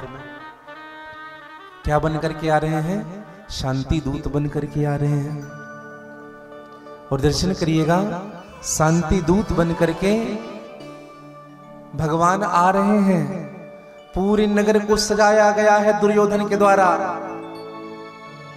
क्यों सजाया गया है बताएं आपको? कृष्ण को अपनी दल में शामिल कराना चाहते हैं दुर्योधन, सम्मान दे करके। और एक बात कहूं भैया, दुष्टों का झुकना अच्छा नहीं होता है। कोई आदमी अधर्मी है, कोई दुष्ट है, सदैव आपके खिलाफ बोलता आया है, कभी वो आपके सामने हाथ जोड़ करके सर झुकाए ना, तो ऐसे व्यक्ति से डर करके रहना। हाँ, दुष्टों का नमना ठीक नहीं होता है भैया, समझिएगा। और आज यही दशा हुई। भगवान कृष्ण आए हैं। विदुर विचार करने लगा, मैं भगवान से मुलाकात करूंगा और मैं भगवान को अपने घर बुलाऊंगा। विदुरानी ने कहा कि प्रभु स्वामी पहले बुला सकते थे, लेकिन अब नहीं आएंगे। पहले आप मंत्री के पद पर विराजित हैं पहले, लेकिन अब तो आप मंत्री भी नहीं है प्रभु। विदुर जी ने कहा अगर नहीं आएंगे तो दर्शन तो कर लूंगा। और विदुर जी चले गए। अब यहां दर्शन करिएगा, लाखों लोग खड़े हैं भगवान के स्वागत के लिए, और इसे लाखों के बीच में विदुर खड़ा हुआ है। कई लोग भगवान के सामने केसर डाल रहे हैं, कई लोग भगवान के सामने फूल की पंखुड़ियां बिखेर रहे हैं, कई लोग भगवान की आरती उतार रहे हैं, हजारों थाल सजी हुई आरतियों के, सब जय जयकार करने लगे। बोले द्वारिकाधीश भगवान की जय। सब द्वारिकाधीश की जय जयकार करने लगे और भगवान श्री कृष्ण सबको देख रहे हैं। विदुर विचार कर रहा है, भगवान की दृष्टि मुझ पर पड़ेगी कि नहीं पड़ेगी। लेकिन भगवान का एक स्वभाव है भैया, जिधर कोई नहीं देखता है उधर मेरे गोविंद देखते हैं। भगवान की दृष्टि सबकी ओर गई और जब विदुर जी में दृष्टि गई भगवान के, भगवान ने विदुर को देख करके मुस्कुरा दिया। आपको एक प्रसंग याद होगा रामचरितमानस का, जब राम जी गुरुदेव भगवान के साथ जा रहे थे धनुष यज्ञ से जनकपुरी। धनुष यज्ञ सुने रघुकुल नाथ चले हर्ष मुनि बर के साथ। तो एक आश्रम दिखा गौतम मुनि का। आश्रम एक दीख मगमाही, खग मृग जीव जंतु तह नाही, केवल एक पत्थर की शिला पड़ी हुई है धूल जमते हुए। भगवान ने उस पत्थर की शिला को देखा, गुरुदेव जी से पूछा, गुरुदेव ये शिला कौन सी है? गुरुदेव ने कहा कि राम, इस रास्ते से मुझे 100 बार आना जाना हुआ राम, और मेरे साथ कई शिष्य आए और गए भी, लेकिन किसी ने इधर दृष्टि ही नहीं डाली थी, कोई उधर पूछा ही नहीं था। लेकिन धन्य है राम तुम। राम जी ने कहा, गुरुदेव जिधर कोई नहीं देखता है ना, उधर ही मुझे देखने का स्वभाव हो चुका है। हाँ, गुरुदेव ने कहा, अगर राम देख ही लिए हो तो गौतम नाय साप बस उपल देहु धर दीर, चरण कमल जल चाहते कृपा करो रघुबीर। प्रभु इन पर कृपा कर दो, ये पतित हो गए हैं, इनको पावन करना आपका काम है। और दर्शन करिएगा, भगवान का स्वभाव यही है, कृपा के न होते जो आदत तुम्हारे, तो सुनी रहते अदालत तुम्हारी। कौन आता कथा सुनने के लिए भैया? कौन आता? जिनके जीवन में कृपा हुई ना भगवान की, वही मंदिर जाता है, वही कथा सुनने जाता है। एक बात कहूं और आप कहूं, भगत भी 2 प्रकार के मिलेंगे। एक भगत वो जिन पर इतनी सी कृपा हुई है और उतनी सी कृपा को ही स्वीकार करके वो आनंदित रहता है, और दूसरा भगत वो जिन पर जीवन भर कृपा हो रहा है लेकिन उनको अनुभव नहीं हो रहा है। समझिएगा, कुछ प्राप्त हो गया फिर हम भगवान के चरणों में जाएं। मैं एक निवेदन करूं, अरे कुछ वस्तु प्राप्त होने के बाद, पद प्रतिष्ठा मिलने के बाद हम भगवान के चरणों में जाते हैं, ये बड़ी बात नहीं। कुछ ना मिले फिर भी आप भगवान के चरणों में रहो। एक संत हुए रामदास जी, जैसे सुदामा जी का चरित्र है ना भक्तमाल में, वैसा ही चरित्र है रामदास जी का। रामदास जी के बच्चे एक दिन रोने लगे, बड़े निर्धन थे रामदास जी। तो उनकी पत्नी ने कहा, स्वामी बच्चे रो रहे हैं। रामदास जी ने कहा, क्यों रो रहे हैं? कहा, बच्चों को बहुत भूख लगी है स्वामी, पेट भर भोजन नहीं मिला है उनको, आप भगवान से मांगते क्यों नहीं जाकर के? रामदास ने कहा, चिंता मत करो। अपने बच्चों को पास बुलाया, कढ़ाई चढ़ाया आग में और उसमें कुछ नहीं डाला भैया, केवल जल डाला, और जल डाल करके चम्मच घुमाने लगा और अपने बच्चों से कहने लगा, बेटा भोजन आधे घंटे में तैयार हो जाएगा, आओ सो जाओ। और उनके 4 बच्चे हैं, चारों को अपने गोद में सुला दिया। बच्चे सोच रहे हैं कि भोजन तैयार हो रहा है, लेकिन सब सो गए। और जब सब सो गए ना, रामदास ने अपनी पत्नी से कहा, भाग्यवान, भगवान की बड़ी कृपा है, देखो बच्चे सो गए। इस छोटी सी बात पर भगवान रीझ गए। कहा कि हम और भगवान से मांगेंगे। रामदास कभी मांगते नहीं थे भगवान के सामने, भले गरीबी पसंद थी, भगवान प्रकट हुए और रामदास के लिए ही नहीं, उनकी पत्नी के लिए, उन 4 बच्चों के लिए अपने हाथों से भोजन कराए हैं मेरे नारायण, और भोजन बना करके अपने हाथों से खिलाए हैं रामदास को। और रामदास और पूरे परिवार से कहा अब तुम्हारा रहना सार्थक हुआ, अब इसके बाद तुम्हें गरीबी नहीं देखना पड़ेगा, इसलिए तुम यहाँ नहीं रहोगे रामदास, चलो हमारे साथ वैकुंठ। यह है भरोसा भगवान पर। जो भगवान से कुछ नहीं मांगता है ना भैया, सत्य कहूं, भगवान उनको सब कुछ दे देते हैं, सब कुछ। मैं एक बात कहूं आपको, अभी हम वृंदावन गए थे तो एक शिष्य भी गए थे हमारे साथ। तो जब हम राधा वल्लभ जी के सामने हाथ जोड़े तो उन्होंने हमसे कहा, गुरुदेव जी क्या मांग रहे हो भगवान से? हमने उनसे कहा, भैया न पहले भी कभी कुछ मांगा था, न आज भी कभी कुछ मांगा है, बस यही उनके सामने प्रार्थना रहती है, प्रभु जेहि विधिनाथ होई हित मोरा, करहु सुबह के दास में तोरा। मैं ये नहीं चाहता है आपसे, आप वो दीजिएगा जिनसे मेरे जीवन का कल्याण हो, जिनसे मेरा हित हो। और मैं सत्य कहूं भैया, भगवान ने सब कुछ दिया, मांगने के पहले ही सब कुछ दे दिया। और मांगने से ना प्रेम की धारा टूटती है। मैं निवेदन करूं आपको, किसी से 5000 मांग करके देखना, दूसरी बार जब उनके सामने जाओगे ना तो वैसा भाव नहीं रहेगा, भाव बदल जाएगा। एक व्यक्ति हमसे पूछ रहे थे कि पहले भगवान खंबे से प्रकट हो जाते थे, आजकल क्यों नहीं होते? कलयुग है। हमने कहा कलयुग नहीं है, हमारा मन ही कलयुग और सतयुग है। आप चाहोगे तो क्या नहीं होगा। अच्छा, एक उदाहरण से मैं आप सबको निवेदन करूंगा। आप और हम रास्ते में चलते रहते हैं, अपनी 4 व्हीलर से चलते रहते हैं, योगेश जी चलते हैं, तो क्या होता है, जैसे रेड सिग्नल जलता है हम अपनी गाड़ी रोकते हैं, और आप देखेंगे जब गाड़ी रुकती है ना तो अगल बगल से मांगने वाले 2-4 आते हैं। हम क्या करते हैं, कांच चढ़ा देते हैं,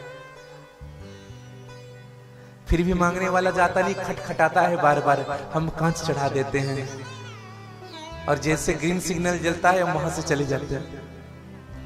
मुझे तो लगता है ये जो खेल है ना, यही भगवान भी खेल रहा है हम लोग के साथ। जब जब भगवान के सामने जाते हैं ना तो हाथ फैला देते हैं, प्रभु ये दे दो, प्रभु ये दे दो, प्रभु ये दे दो। इसलिए ना मेरे ठाकुर भी कांच चढ़ा करके बैठ गए हैं, अब कुछ नहीं मिलने वाला। समझिएगा, जितनी अधिक मांगोगे ना उतनी दूरी बढ़ती जाएगी मेरे ठाकुर से। तो आज देखा है मेरे प्रभु ने विदुर जी को, और विदुर जी को मन इशारा कर दिया, कहा कि जाइए हम जल्दी आ रहे हैं आपके यहाँ। भगवान कहाँ गए, सीधे दुर्योधन के यहाँ। दुर्योधन को समझाया भगवान ने, पांडव भी तुम्हारे भाई हैं, मैं आधा राज्य की बात नहीं कर रहा, दुर्योधन 5 गांव दे दो। दुर्योधन ने कहा 5 गांव की बात करते हो माधव, सुई की नोक के समान जमीन नहीं मिलेगा उनको, सुई का नोक के समान जमीन नहीं दूंगा उनको। भगवान ने कहा फिर अब तो भाई और भाई में युद्ध होने से कोई रोक नहीं सकता है, 5 ही गांव दे दे गुजर के लिए, जंग की बात है जो ये टल जाएगी, वरना ऐलान है मुरली वाले किए, भाई भाई में तलवार चल जाएगी। और समझिएगा भगवान बड़े क्रोधित हुए। दुर्योधन ने कहा तुम तो खामखा नाराज हो गए माधव। अच्छा विचार करिए, जो भगवान अर्जुन को समझा सकते हैं, क्या वो दुर्योधन को नहीं समझा सकते थे? हाँ कि ना, समझा सकते थे कि नहीं? इधर हमारी ओर देखिए, सब इधर ही देखते हैं। समझा सकते कि नहीं? समझा सकते थे। क्यों नहीं समझाए? दरअसल भगवान समझाना ही नहीं चाहते थे। हाँ, जब भगवान शांति दूत बनकर जमाने लगे ना, तो द्रौपदी ने अपने बाल दिखाए, कहा माधव ऐ सखा, समझाने जा रहे हो, युद्ध नहीं होना है। कृष्ण याद रखना, जब तक दुर्योधन के जंघे नहीं टूटेगा वहां से रक्त बाहर नहीं आएगा, उसी रक्त से मैं अपना केश बांधूंगी। भगवान ने कहा समझाने नहीं जा रहा हूं, हाँ मैं तो उनके पाप के घड़ा को और भरने जा रहा हूं। समझिएगा मेरे भाई बहन, भगवान जिनको समझाना होता है ना उनको समझा देते हैं, और जिनको नहीं समझाना होता उनको नहीं समझाते। अब आप कहेंगे महाराज कैसे नहीं समझाते? बाली का वध किया भगवान ने, उनकी पत्नी रोते हुए आई, कहा कि महाराज आपने हमारे पति को मार दिया। भगवान ने कहा किसके लिए रो रही हो? इस शरीर के लिए? शरीर तो नाशवान है, और अगर आत्मा के लिए रो रही हो तो आत्मा अमर है देवी। शरीर नाशवान है, आत्मा अमर है, आत्मा कभी मर नहीं सकता। दो बातों ने समझा दिया तारा को। अब बताओ जिनके पति को कोई मार दिया हो उनसे क्या बात करेगी उनकी पत्नी? लेकिन भगवान ने ऐसा समझाया कि समझ गए। उनको समझाया, अर्जुन को समझाया, लेकिन दुर्योधन को नहीं समझाया। क्यों? भगवान समझाना ही नहीं चाहते थे। और एक निवेदन करूं, हमारे आसपास जो लोग होते हैं ना, जो हमारी बात नहीं समझते, मैं भी निवेदन करूं एक बार समझाइए उनको, दूसरी बार समझाइए उनको, तीसरी बार समझाइए उनको, फिर चौथी बार उनको मत समझाइए। फिर किनको समझाना है? खुद को समझाना है। क्या समझाना है? बोले अब नहीं समझाना। होई है सोई जो राम।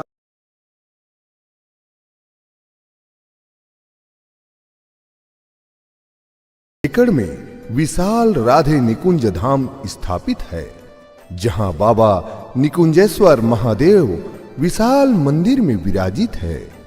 मंदिर के सामने बहुत ही सुंदर मनमोहक राधा वाटिका है, जो मन को मोह लेता है। साथ में पूज्य महाराज जी के द्वारा निरंतर 9 सालों से रोहिणी गौधाम में सैकड़ों गौवंश की सेवा हो रही है।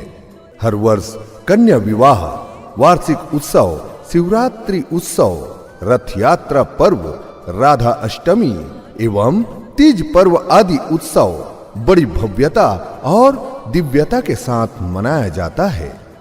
पूज्य महाराज जी का संकल्प है गौवंश की सेवा, सनातन संस्कृति का उत्थान एवं दीन दुखियों की सेवा करना।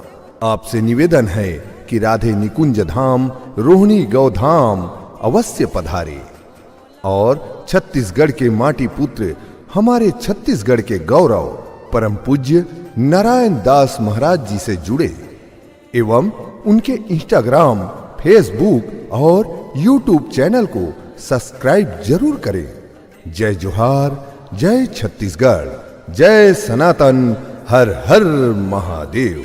छत्तीसगढ़ की पावन धरा मेरा मेरा राम राम सीता राम राम राम, हरे राम राम राम सीता राम राम राम, हरे राम राम राम सीता राम राम राम, सीता राम राम राम, सीता राम राम राम। बोले भक्तवत्सल भगवान की जय। तो भगवान श्री कृष्ण ने दुर्योधन से कहा कि दुर्योधन अब तो हम जा रहे हैं, अब तो समय बताएगा कि समय में क्या होगा। अब जब भगवान जाने लगे ना तो दुर्योधन ने कहा कि माधव आओ इधर बैठो, आओ। भगवान ने कहा क्या हो गया, क्या कहना? भगवान इतने दिन में आए और उनकी सेवा छिलका खिला करके। दोनों ने चरण पकड़ लिया, प्रभु क्षमा करिएगा, हमसे बहुत बड़ा अपराध हो गया। भगवान ने कहा मैं भाव चाहता हूं, भाव, मुझे वस्तु से कोई मतलब नहीं। मैं एक बात कहूं आपको, आप क्या चढ़ा रहे हो ये बात महत्वपूर्ण नहीं है, आप किस भाव से चढ़ा रहे हो यह बात महत्वपूर्ण है। और भगवान ने कहा भी भाव का भूखा हूं मैं, भाव ही एक सार है, और जो भाव से भजता है मुझको तो भव से बेड़ा पार है। अच्छा, बिना भाव के भगवान मिलेंगे क्या? बिना भाव के मिलेंगे भगवान? नहीं मिल सकते। एक घटना मैं आपको बताऊं, ध्यान से सुनिएगा। एक व्यक्ति बाजार गया, ध्यान से सुनेंगे। एक व्यक्ति बाजार गया छतरी लेने के लिए। उनकी पत्नी ने उनको बोल करके भेजा, देखो जी तुम्हें मोल भाव करना नहीं आता है, जितना रेट कहे उनका आधा बोलना है तुम। हाँ, जितना रेट कहे उनका आधा। अब वो बाजार गया छतरी लेने के लिए, उसी समय दुकान खुली थी सुबह सुबह। दुकानदार से कहा, उस व्यक्ति ने जाकर के, भैया छतरी दे दो एक। दुकानदार ने छतरी निकाल करके दी। उस व्यक्ति ने कहा, कैसे लगाए, प्राइस क्या है, मूल्य क्या है? दुकानदार ने कहा 100 रुपए। अब ये आदमी तो घर से पढ़ के गया था। इन्होंने कहा 50 में दोगे? 50 घर से पढ़ के आया है। दुकानदार ने कहा, पागल तो नहीं है, सीधे 100 से 50 में उतर गया। दुकानदार ने कहा, भैया एक काम करो, हम 50 में तो नहीं देंगे, लेकिन एक काम करो 80 में ले जाओ। जाओ 80। अब इस व्यक्ति ने कहा, अब 40 में दो। दुकानदार ने कहा, ये सच में पागल ही है जो आया है। दुकानदार ने कहा, चलो ठीक है, 80 भी को ज्यादा लग रहा होगा, जितनी की खरीदी पड़ी उतने में दे देते। एक काम करो 60 में ले जाओ। जाओ। अब इस आदमी ने कहा, अब 30 में दे दो। दुकानदार का दिमाग खराब। दुकानदार ने कहा, एक काम करो, जाओ फ्री में ले जाओ। जाओ। तो इस व्यक्ति ने कहा, अगर फ्री में दे रहे हो तो 2 दे दो। अब एक विचार करिएगा, कहीं ना कहीं उनको ठहरना था कि नहीं?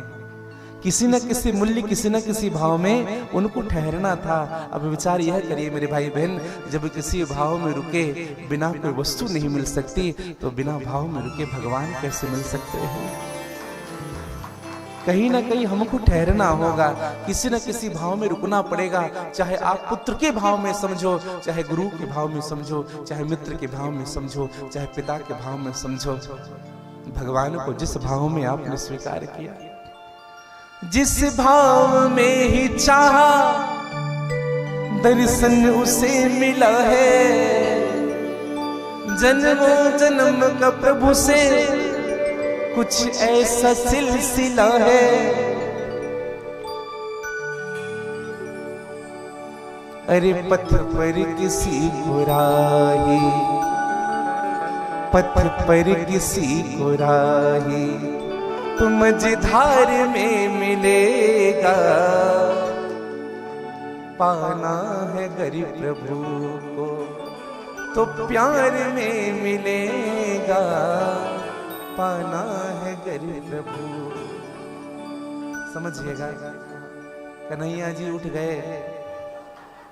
हाँ, बड़ी अच्छी व्यवस्था है परिवार की, और खूब लगे रहते। गुरुजी कुछ भी लगे तो हमें बताइएगा। जैसा नाम वैसा उनका गुण भी है। तो मैं निवेदन करूं, जिस भाव में भगवान को चाहोगे तो जीवन समझिएगा यही प्रेम है, और यही प्रेम से ही भगवान मिल सकते हैं भैया। बिना प्रेम रिझे नहीं ठाकुर नंद किशोर। और संत ने बड़ा सुंदर भाव कहा, प्रभु ऐसा कौन सा काम हमने किया कि आपने हमारा हाथ पकड़ लिया ना? आपने भाव सुना भी होगा, ऐसा क्या काम किया हमने तेरा, जो मेरा हाथ तूने थाम लिया। मेरी जिंदगी ही बदल दी तूने, क्या जरा सा मैंने तेरा नाम लिया। क्या जरा सा मैंने तेरा नाम लिया। समझिएगा, सारी दुनिया में मैं अकेला था, तेरी माया ने मुझको घेरा था। तेरी माया न सताए उनको,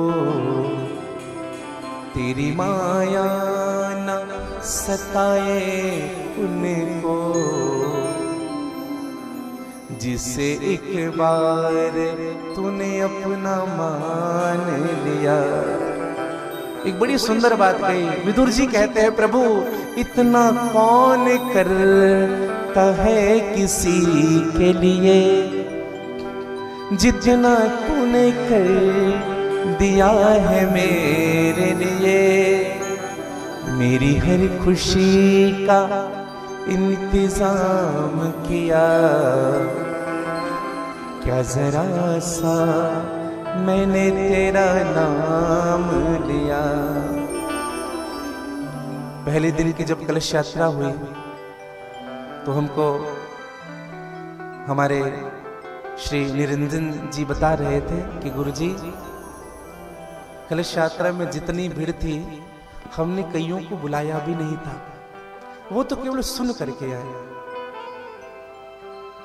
और कई स्थानों में भीड़ इकट्ठा करना होता है तो गाड़ियां भेजनी पड़ती है। लेकिन एक निवेदन करूं भैया, ये सब ना चन्ना जी, ये जितने कार्य हो रहे हैं ना, ये मेरी मां चंडी की कृपा से हो रहे हैं। सबको उन्होंने बुलाया अपने चरणों में, सबको अपने पास बिठाया है। मां का स्वभाव ही होता है, जो भी आ जाए उनके आंचल में भगवान मां सबको प्रदान करते हैं। और यही मेरी मां नव दुर्गा है, मां चंद्रघंटा, शैलपुत्री, कात्यायनी, मां दुर्गा, कुष्मांडा, ब्रह्मचारिणी, महागौरी, स्कंद मातला, कालरात्रि। आइए एक भजन मां चंडी के चरणों में समर्पित करें। बोली चंडी मैया की जय।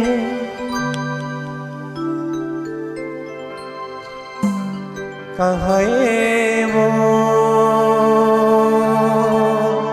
मैया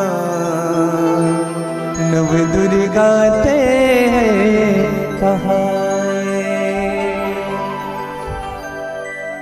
पापी धरती के ऊपर दानव के नाश करे बल अवतार धरे हंसते हैं मैया नव दुर्गा ते कहाए। बोले चंडी मैया की जय हो।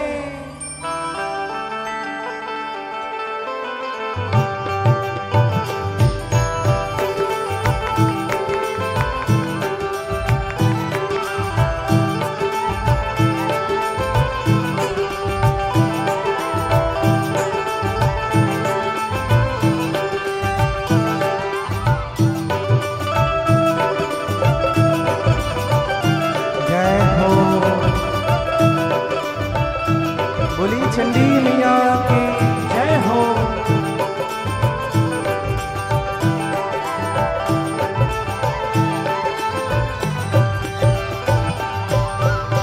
नव दुर्गा ते है कहाए मो मैया, नव दुर्गा ते कहाए, नव दुर्गा ते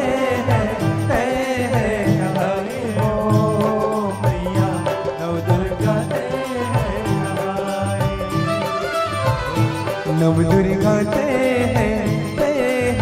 कहाए वो मैया, नव दुर्गा ते कहाए, नव दुर्गा ते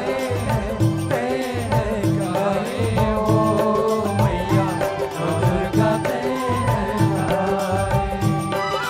हम पापी धरती के ऊपर दानव के नाश करे बल, पापी धरती के ऊपर दानव के नाश करे बल, पापी धरती के ऊपर दानव के नाश करे बल, पापी धरती के ऊपर आप सभी का लीजिएगा। अवतार धरे हंसते हैं मैया, नव दुर्गा ते कहाए, नव दुर्गा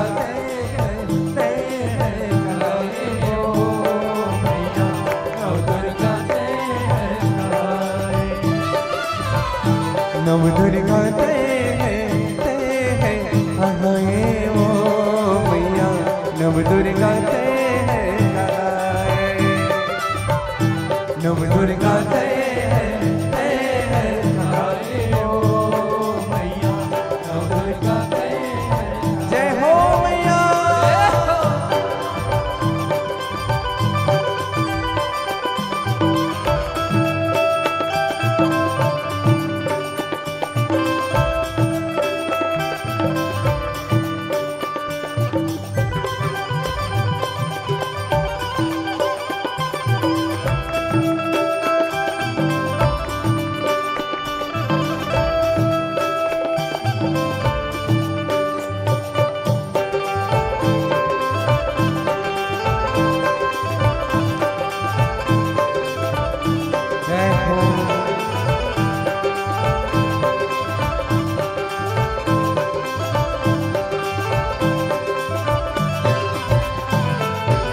सतयुग माते सती कहाए शिव शंकर के नारी हो। सतयुग माते सती कहाए शिव शंकर के नारी हो। दक्ष के मान भुकाए तैहा तनलार के कुमारी हो। दक्ष के मान भुकाए तैहा तनलार के कुमारी हो। पापी धरती के ऊपर दानव के नाश करे पर। पापी धरती के ऊपर दानव के नाश करे पर। पापी धरती के ऊपर दानव के नाश करे पर। पापी धरती के ऊपर दानव के नाश करे पर। अवतार धरे हंसते मैया नव दुर्गा ते नव दुर्गा ते नव दुर्गा ते नव दुर्गा ते कहाए वो मैया नव दुर्गा ते कहाए। नव दुर्गा ते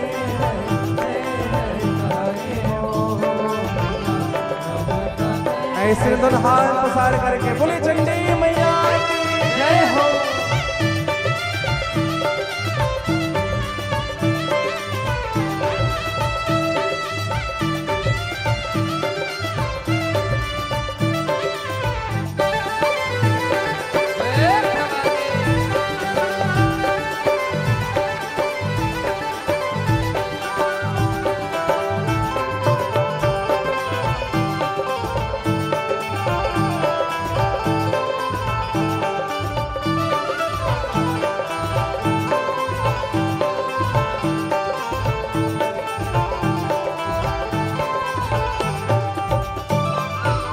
द्वापर माँ द्रौपदी कहाए पांडव मन के नारी हो।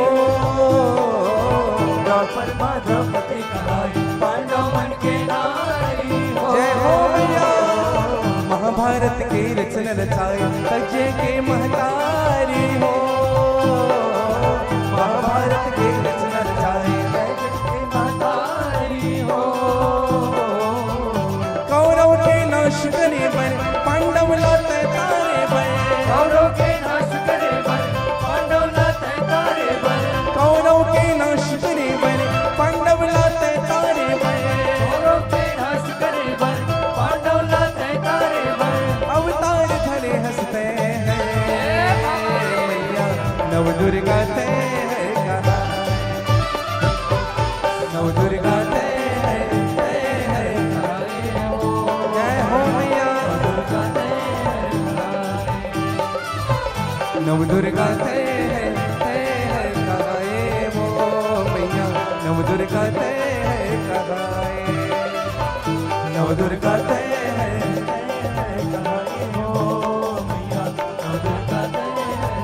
जय हो मैया।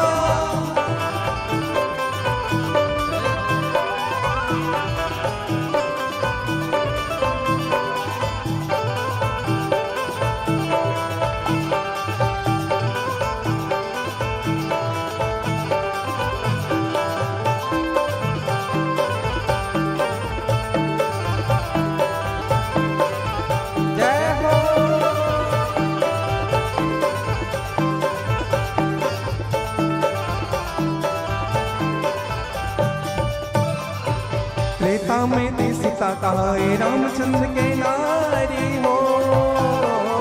त्रेता माते सीता कहाए रामचंद्र के नारी हो। 14 वर्ष तय वन में बिताए महिमा तोरे अपारी हो। 14 वर्ष तय वन में बिताए महिमा तोरे भारी हो। हो रावण के नाश करे पर भुइया के भार हरे पर। रावण के नाश करे पर भुइया के भार हरे पर। रावण के नाश करे पर भुइया के भार हरे पर। रावण के नाश करे पर भुइया के भार हरे पर। अवतार धरे हंसते हैं नव दुर्गा ते जय हो मैया नव दुर्गा ते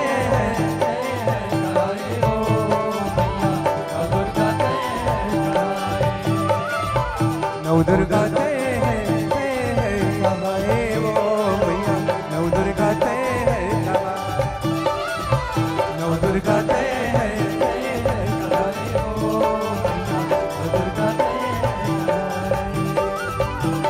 दुर्गा तय है कहाँ है वो भैया, नव दुर्गा तय है नव दुर्गा तय है, जय हो भैया नव दुर्गा तय है कहाँ है, नव दुर्गा तय है, नव दुर्गा तय है कहाँ है, नव दुर्गा तय है कहाँ है, ओ नव दुर्गा तय है कहाँ है, नव दुर्गा तय है कहाँ है। प्रेम से बोलो चंडी मैया की नव दुर्गा तय है कहाँ है वो मैया, नव दुर्गा तय कहाँ है। बोले साचे दरबार की जय, बोली भक्त वत्सल भगवान की जय। निवेदन करो, माँ चंडी की कृपा है आप और हम सब के जीवन में। जैसे धमतरी के अधिष्ठात्री देवी माँ विंध्यवासिनी है, माँ बिलाई माता है, वैसे ही कुरुद नगरी के अधिष्ठात्री देवी जिनकी छोर छत्र छाया में पूरा नगर पल रहा है भैया, माँ चंडी की कृपा। तो ये कृपा ही होती है जो भगवान तक हमें लेकर के चला जाता है। मैं निवेदन कर रहा था, विदुर पर भगवान की कृपा हुई। एक दिन उद्धव जी ने भगवान श्री कृष्ण से प्रश्न किया कि महाराज आपके 24 अवतार हुए, इन 24 अवतारों में सच सच बताइएगा सबसे अच्छा कहां लगा आपको भोजन प्रसादी प्राप्त करने में, सबसे बढ़िया कहां लगा? भगवान कृष्ण ने कहा क्या पूछ रहे हो उद्धव? उद्धव जी ने कहा प्रभु सच सच बताना, मैं अंदर की बात पूछ रहा हूं आपसे। भगवान कृष्ण ने बड़ी विनम्रता से कहा उद्धव भैया केवल 2 ही जगह मुझको बड़ी संतुष्टि मिली है, 2 ही स्थानों पर तृप्ति मिली है। कहा? एक विदुर के यहाँ केले के छिलके खाए और दूसरा सबरी के यहाँ उनके जूठन बेर खाए। कंद मूल फल सुरस अति दिए राम भगवान, प्रेम सहित प्रभु खाए बारंबार बखाना। समझिएगा भैया, भगवान भाव के भूखे होते हैं। और जब उद्धव जी से जब विदुर जी मिले ना, मैं घटना बताऊं आपको, जब उद्धव से विदुर जी मिले तो उद्धव जी ने विदुर को प्रणाम किया। विदुर ने कहा महाराज आप हमें प्रणाम कर रहे हो, आप तो भगवान के सखा हैं, इसका मतलब आप हमारे लिए भगवान के समान हैं। उद्धव जी की आंख में आंसू आ गए। उद्धव जी ने कहा विदुर भैया एक बात कहूं आपसे, सारी दुनिया भगवान को याद करती है भैया, लेकिन जब मैं भगवान से मिला ना विदुर, तो भगवान आपको याद कर रहे थे विदुर। एक बात कहूं, अगर हमसे श्रेष्ठ अगर हमको याद करते हैं, हमारे गुरुदेव अगर हमको याद कर रहे हैं, हमारे पूजनीय पिताजी, हमारी माताजी, हमसे कोई श्रेष्ठ हमको याद कर रहा है, तो समझ लीजिएगा आपका जीवन कल्याण की ओर बढ़ रहा है। एक सत्य घटना मैं आपको बताऊं, तखतपुर नाम सुना होगा आप लोगों ने, बिलासपुर के आगे तखतपुर है नगर, वहां रामचरितमानस सम्मेलन होता है हर वर्ष। तो आज से कुछ वर्ष पहले की घटना मैं बताऊं, जगत गुरु भगवान पधारे हुए थे, कामदा पीठाधीश्वर जी महाराज, जगत गुरु भगवान रामानंदाचार्य श्री राम स्वरूपाचार्य जी महाराज।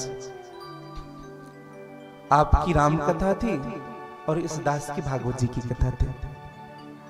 तो दिन में ठाकुर जी कथा करते थे, इस दास से कहलवाते थे, और रात्रिकालीन जगत गुरु भगवान राम कथा करते थे। 3 घंटे राम कथा उनकी होती थी और 3 घंटे यह दास को भी समय मिलता था। और एक ही घर में रुके हुए थे, जगत गुरु जी बगल कमरे में और जस्ट बगल में ठाकुर जी के साथ हम रुके थे। तो एक दिन और प्रतिदिन हम जाते थे उनकी राघव की सेवा में, हम जाते थे तो कभी वो आ जाते थे ठाकुर की जब सेवा करते रहते थे। तो जब हम गए तो एक दिन बड़े उदास लगे महाराज श्री, तो हमने उनसे पूछा कि गुरुदेव जी क्या हो गया, आज आपका मन थोड़ा खिन्न लग रहा है, कोई कारण है? कहा कि क्या बताऊं नारायण, कुछ व्यवस्थाएं अच्छी नहीं हो पा रही है। क्यों नहीं हो पा रहा है? क्योंकि मेरा एक शिष्य नहीं आया हुआ है। कुछ नाम लिया, वो मुझे याद नहीं आ रहा उनके शिष्य का नाम, उन्होंने नाम लिया, कहा कि वो नहीं है ना तो कुछ अधूरा अधूरा सा लग रहा है, वो रहता है तो हम बड़े कंफर्ट फील करते हैं, अच्छा लगता है, सारी व्यवस्थाएं अच्छे से हो जाती है। तो हमने मन ही मन कहा धन्य है वो शिष्य, और धन्य हो कि उनके माता पिता जिनको जगतगुरु भगवान याद कर रहे हैं। समझिएगा भैया, अगर आपको कुछ संत याद करता हो, आपको कुछ श्रेष्ठ जन याद करते हैं ना, तो आपका जीवन निहाल हो गया समझो। सुखदेव जी महाराज कहते हैं कि परीक्षित विदुर जी से उद्धव जी ने कहा धन्य है विदुर, आपको भगवान याद करते हैं। विदुर जी ने कहा कि मुझे भगवान की कथा सुनाइए महाराज, मैं भगवान की कथा सुनना चाहता हूं। और विदुर जी ने एक प्रश्न किया, क्या भगवान का रूप कहीं कहीं अमंगल है? तो क्या भगवान का रूप अमंगल है तो क्या भगवान का गुण मंगलमय होता है? तो कहा इस प्रश्न का उत्तर मैं नहीं दूंगा, तो इस प्रश्न के उत्तर आपको मिलेगा मैत्रेय मुनि से। आप सीधे चले जाओ मैत्रेय मुनि के पास। और उद्धव जी मैत्रेय मुनि के पास गए, डर रहे हैं, मैत्रेय मुनि ब्राह्मण हैं, विदुर शूद्र है, डर क्या रहा है वो मुझे स्वीकार करेंगे कि नहीं करेंगे। लेकिन जब विदुर ने दूर से अपना परिचय दिया, भगवान का दास विदुर आपके श्री चरणों पर वंदन करता है। जब मैत्रेय मुनि ने विदुर सुना, एक क्षण भी नहीं रुके, कूद गए नीचे और कूद करके दौड़ करके विदुर को अपने हृदय से लगा लिया। कैसे लगाया बताया आपको?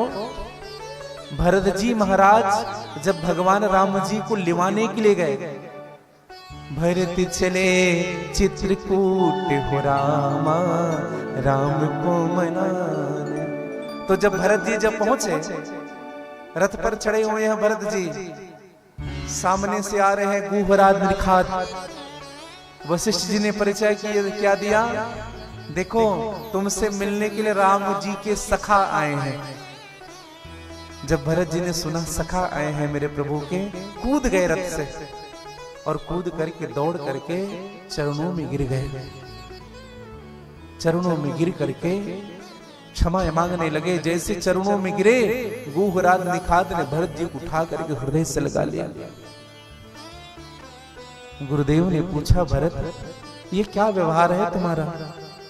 तुम युवराज हो, वो भी अयोध्या के युवराज, चक्रवर्ती सम्राट के पुत्र हो भरत, तुम्हें ऐसा व्यवहार करना चाहिए। यह तुम्हारे ही राज्य का एक छोटा सा राजा है, निखात राज, तुम इनके चरणों में गिर गए, इनके पास चले गए।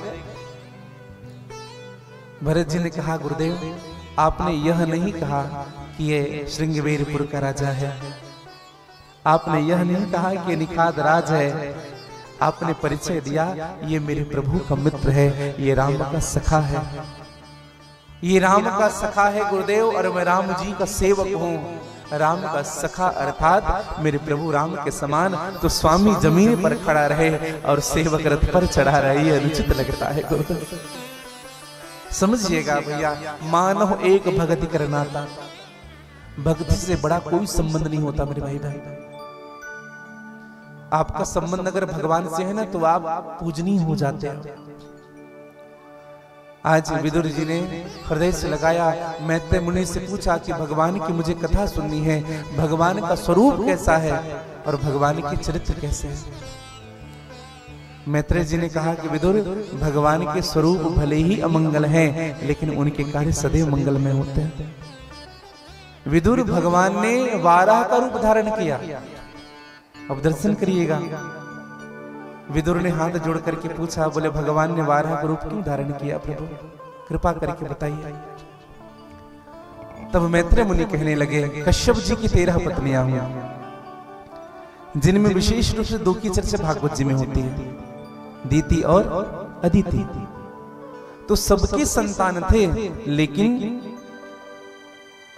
दीति के एक भी संतान नहीं थे।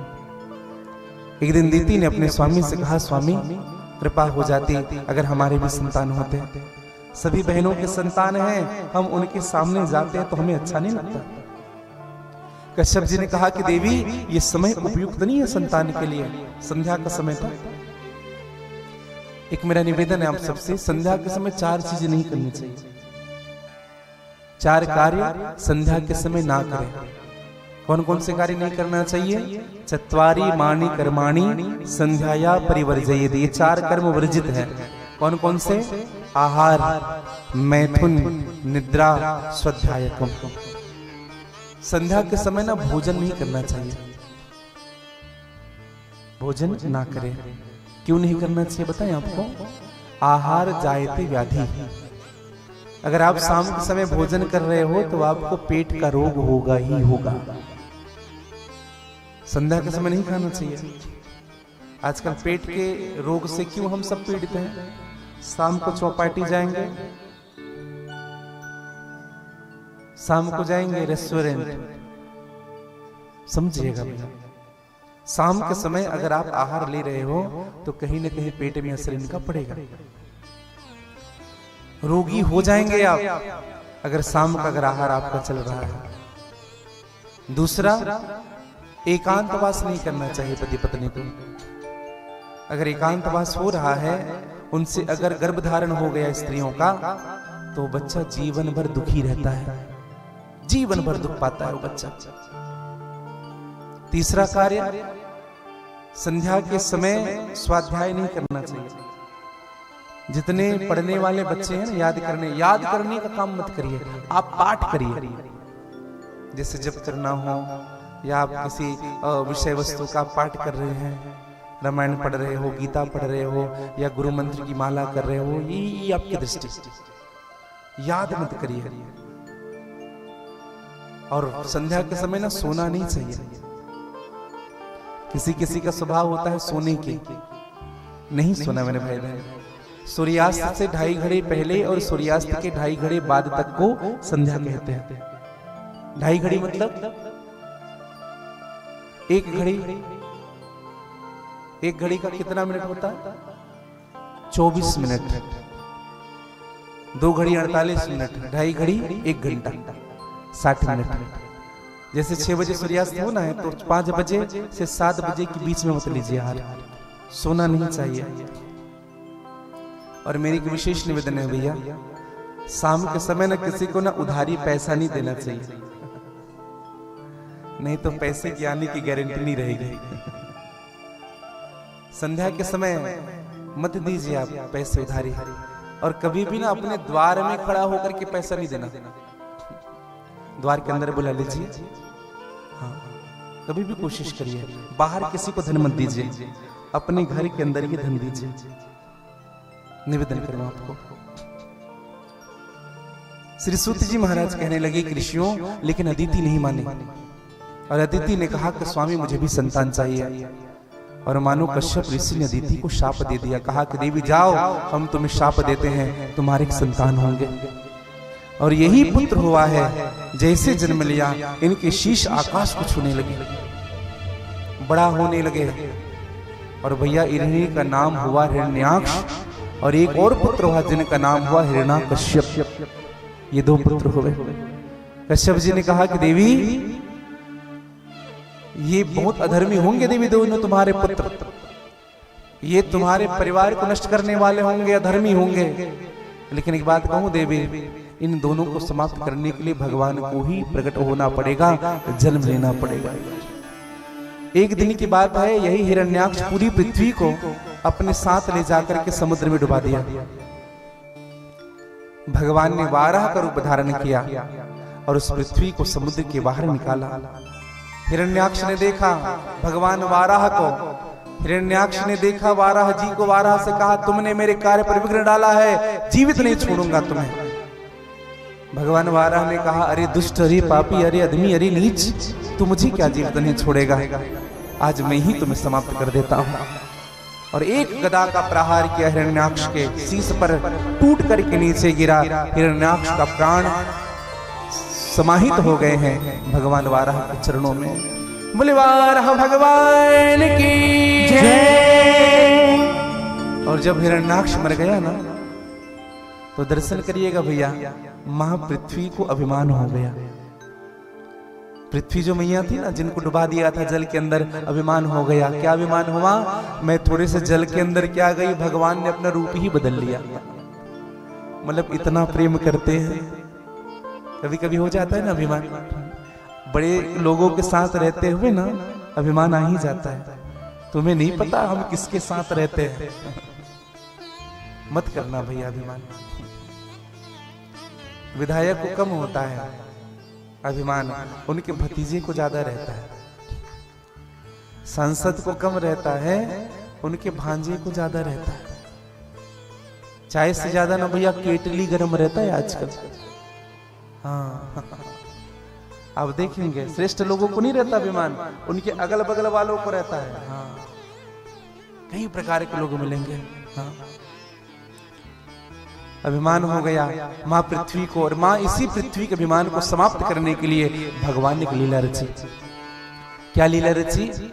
भगवान ने पृथ्वी को आकाश मार्ग से ले जाने लगे, और आकाश मार्ग से ले जाते हुए भगवान ने पृथ्वी को नीचे दिखाया। और नीचे क्या है भैया? एक बगीचा है सुंदर सा। पृथ्वी मैया ने कहा, प्रभु ये कैसा बगीचा है? जब पूरी पृथ्वी जलमग्न हो गई थी तो ये बगीचे में थोड़ा भी जल नजर नहीं आ रहा, एक बूंद भी जल नहीं है। ये बगीचा कौन सा है? भगवान ने कहा, यह बगीचा और कोई नहीं है पृथ्वी, यही मेरा श्रीधाम वृंदावन है। पूरी दुनिया में प्रलय आ जाएगा, लेकिन मेरे श्रीधाम वृंदावन में कभी प्रलय नहीं आ सकता, क्योंकि ये तीर्थों से भी श्रेष्ठ है। हाँ, इसलिए मैं इनको अलग से बसा करके रखा हूं। अब बताओ, भगवान ने जब कहा ना ये तीर्थों से श्रेष्ठ है, तो प्रयागराज जी को बड़ा बुरा लगा। प्रयागराज ने कहा, प्रभु तीर्थों का राजा मुझे बना करके रखे हो, सारे तीर्थ मुझ में आकर के मिलते हैं, और केवल छोटे से वृंदावन को अलग बसा करके रखे हो, और मुझसे श्रेष्ठ बता करके रखे हो। भगवान ने प्रयागराज से कहा, प्रयागराज मैं तुम्हें तीर्थों का राजा बनाया हूं, अपने घर का राजा नहीं बनाया हूं। वृंदावन तो मेरा घर है। धन धन वृंदावन राजधानी, धर्म कर्म जडरत देवरी, मुक्ति भरे जहां पाने। अच्छा, प्रयागराज कौन कौन गए इस साल? शताब्दी वर्ष जब हुआ, जब महाकुंभ हुआ, सीधे हाथ ऊपर करेंगे, कौन कौन गए थे महाकुंभ में? अच्छा, बहुत कम लोग गए हैं। 60 करोड़ सनातनी ने स्नान किया, उनमें हम नहीं है। 3 वर्ष में कुंभ होता है, 4 स्थानों में होता है। कहां कहां?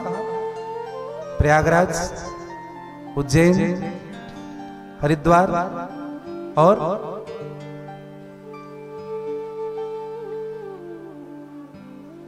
कहां? नासिक। दर्शन करिएगा।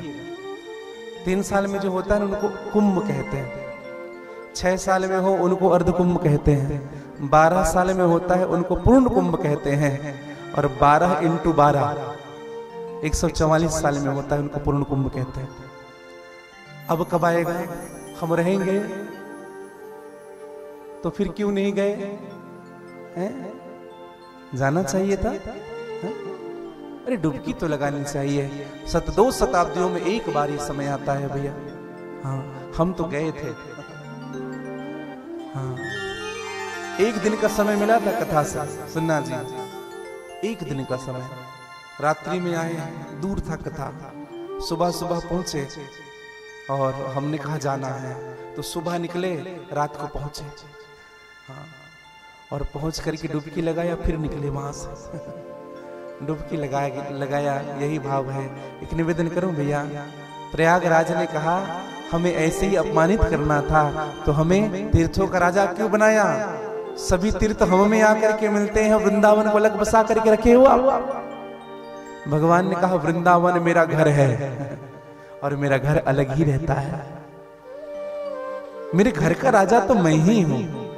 अच्छा, वृंदावन कौन कौन गए? अच्छा, जय जय। जो नहीं गए हैं ना, उनके लिए सिन्हा परिवार ने निर्णय लिया कि गुरुदेव, कुरुद में सबको तो वृंदावन नहीं ले जा सकते, लेकिन कुरुद के इस धर्म नगरी को हम वृंदावन की भूमि बना सकते हैं। और इसलिए श्रीधाम वृंदावन की भूमि बनाने का संकल्प हुआ। और आप जब वृंदावन जाओगे ना, तो केवल राधे राधे ही आपको सुनाई मिलेगा। हाँ, राधे राधे। रिक्शा वाला भी राधे राधे, कपड़ा वाला भी राधे राधे, किसी दुकान में जाओगे राधे राधे क्या चाहिए। एक बात कहूं आपको, प्रेमी पिपास देख निज प्रेमियों का, प्रेम का समुद्र सीमा तोड़कर बहाया है। भावुक रसी जन निराश न होंगे, अब कामना के पूर्ति हेतु कल्प तरु लगाया है। चिंतामणि चढ़ित साधु चादर बिछा है, जहां भ्रांति पति भ्रांति कुंज कुंज में सजाया है। भारत का भूषण तिलक तीनों लोगों का, भक्तों के वास हेतु वृंदावन बसाया है। भक्तों के वास हेतु वृंदावन बसाया है। वृंदावन की कथा है 21 दिसंबर से लेकर के 27 दिसंबर तक। हाँ, ये वृंदावन की 9वीं कथा है भैया। एक बार वृंदावन जरूर जाइएगा। और वृंदावन इसलिए मत जाइएगा, कई लोग वृंदावन जाते हैं और जाते हैं, वृंदावन कैसे पूर्ण करते हैं, माला पहनेंगे, बाकी बिहारी मंदिर के सामने सेल्फी फोटो खिंचाएंगे, इंस्टाग्राम में डालेंगे, हो गया वृंदावन। उज्जैन जाने वाले जो होते हैं ना, माथे पर तिलक छापेंगे, महाकाल लिखवाएंगे, मंदिर के सामने ऐसा फोटो खिंचाएंगे, हो गया महाकाल। क्षमा करिएगा अगर बुरा लगे तो। मैं एक बात कहूं आपको, आप जिस भी तीर्थ में जाते हो, सबसे पहला मोबाइल रख दीजिए आप। अगर आपको तीर्थ का सुख लेना है, अगर आपको धाम का आनंद लेना है। लोग केदारनाथ जी भी इसीलिए जाते हैं। हाँ, और स्टेटस रखेंगे, हर पग पग का स्टेटस। वृंदावन जाएंगे, मुझे वृंदावन बुलाया, ट्रेन में ही सबको बताते हम जा रहे हैं, तुम नहीं जा रहे। हाँ, ऐसा होता है कभी कभी जीवन में। समझिएगा मेरे भाई बहन, वृंदावन भक्ति की नगरी है। वृंदावन में आप जाओ ना, तो संतों का दर्शन जरूर करना। कोई भी तीर्थ की महत्ता संतों के कारण होती है, भगवान तो विद्यमान है ही। अच्छा विचार करिए, प्रयागराज की महत्ता कब है? गंगा जी की महत्व तो उतना ही है, फिर और महत्व तो बढ़ता क्यों है गंगा जी का कुंभ में? क्योंकि उनमें संत डुबकी लगाते हैं भैया, साधु डुबकी लगाते हैं, तो उस गंगा की महत्ता, उनके सारे पुण्य उसी में। उसके बाद हम और आप डुबकी लगाते हैं, तब उनका पुण्य हमें कुछ मिलता है। इसलिए वृंदावन बड़ी भाव के साथ, वृंदावन की नगरी ही है भैया। धन्यम वृंदावनम भक्ति नृत्यति यत्र च, धन्य है वृंदावन की भूमि जहां भक्ति आज भी नाच रही है। अब आप जब वृंदावन जाएंगे ना, तो कचौड़ी खाने मत जाइएगा, केवल मक्खन खाने नहीं भैया। कभी ब्रजरज की परिक्रमा लगाइएगा, कभी वृंदावन की परिक्रमा करिएगा, संतों का दर्शन करिएगा। कभी समय मिले तो जरूर दर्शन करिए श्री प्रेमानंद जी महाराज का, श्री रमेश बाबा का, श्री विनोद बाबा का, मलुक पीठाधीश्वर श्री राजन दास जी महाराज का। संतों का दर्शन ही वृंदावन की भूमि का आश्रय लेना है। कौन कौन वृंदावन जाना चाहते हैं? अभी कोई ट्रेन तो नहीं है, लेकिन आप सबको मन से वृंदावन ले जाए। मन से कौन कौन जाना चाहते हैं? आप लोग जो हाथ ऊपर करे, जो जाना चाहते हैं, तो एक बार राधे राधे कह लीजिएगा। इतने धीरे से टिकट नहीं मिलेगी वृंदावन की, थोड़ा जोर से कह लीजिएगा, थोड़ा और जोर से कह लीजिएगा। खुशबू बिहारी जी के आते हैं वृंदावन के इस कुंज गलिन में, खुशबू बिहारी जी की आते हैं। गाली से बड़े भाव से, ए राधे राधे राधे राधे राधे राधे राधे राधे राधे राधे राधे राधे राधे राधे।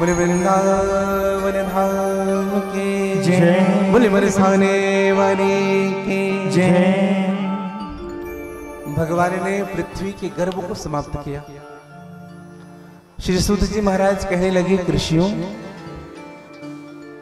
ब्रह्मा जी के एक पुत्र हुए जिनका नाम हुआ स्वाम्भय मनु। विराज जैन जी, हाँ, और इधर देखिएगा सभी, इधर। ब्रह्मा जी के पुत्र हुए स्वाम्भय मनु,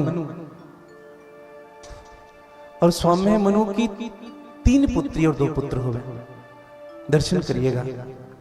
2 पुत्र कौन कौन हुए? प्रियव्रत और उत्तानपाद। 3 पुत्री हुई, आकुति, देहूति और प्रसूति। आप सबको विदित होगा, जिनमें देहूति का विवाह कर्दम ऋषि के साथ किया गया। ये कर्दम ऋषि कौन थे? यह ब्रह्मा जी की ही संतान थे।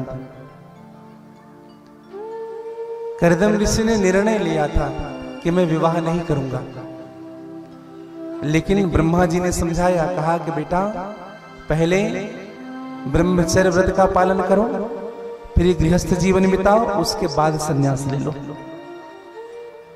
देखो, एक निवेदन करूं मैं आपको, गृहस्थ आश्रम से बड़ा आश्रम नहीं हो सकता कुछ भी भैया। अगर मैं भगवान की भक्ति में लगा हूं इसी गृहस्थ में, तो मुझसे बड़ा सौभाग्यशाली और कोई नहीं हो सकता। घर परिवार छोड़कर के विरक्त होना ही सर्वोपरि नहीं है भैया।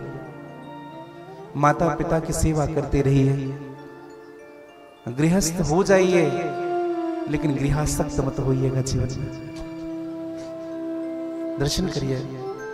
कर्दम ऋषि से कहा कि तुम तप करो, और दर्शन करिएगा, कर्दम ऋषि ने तप किया। कितने दिन?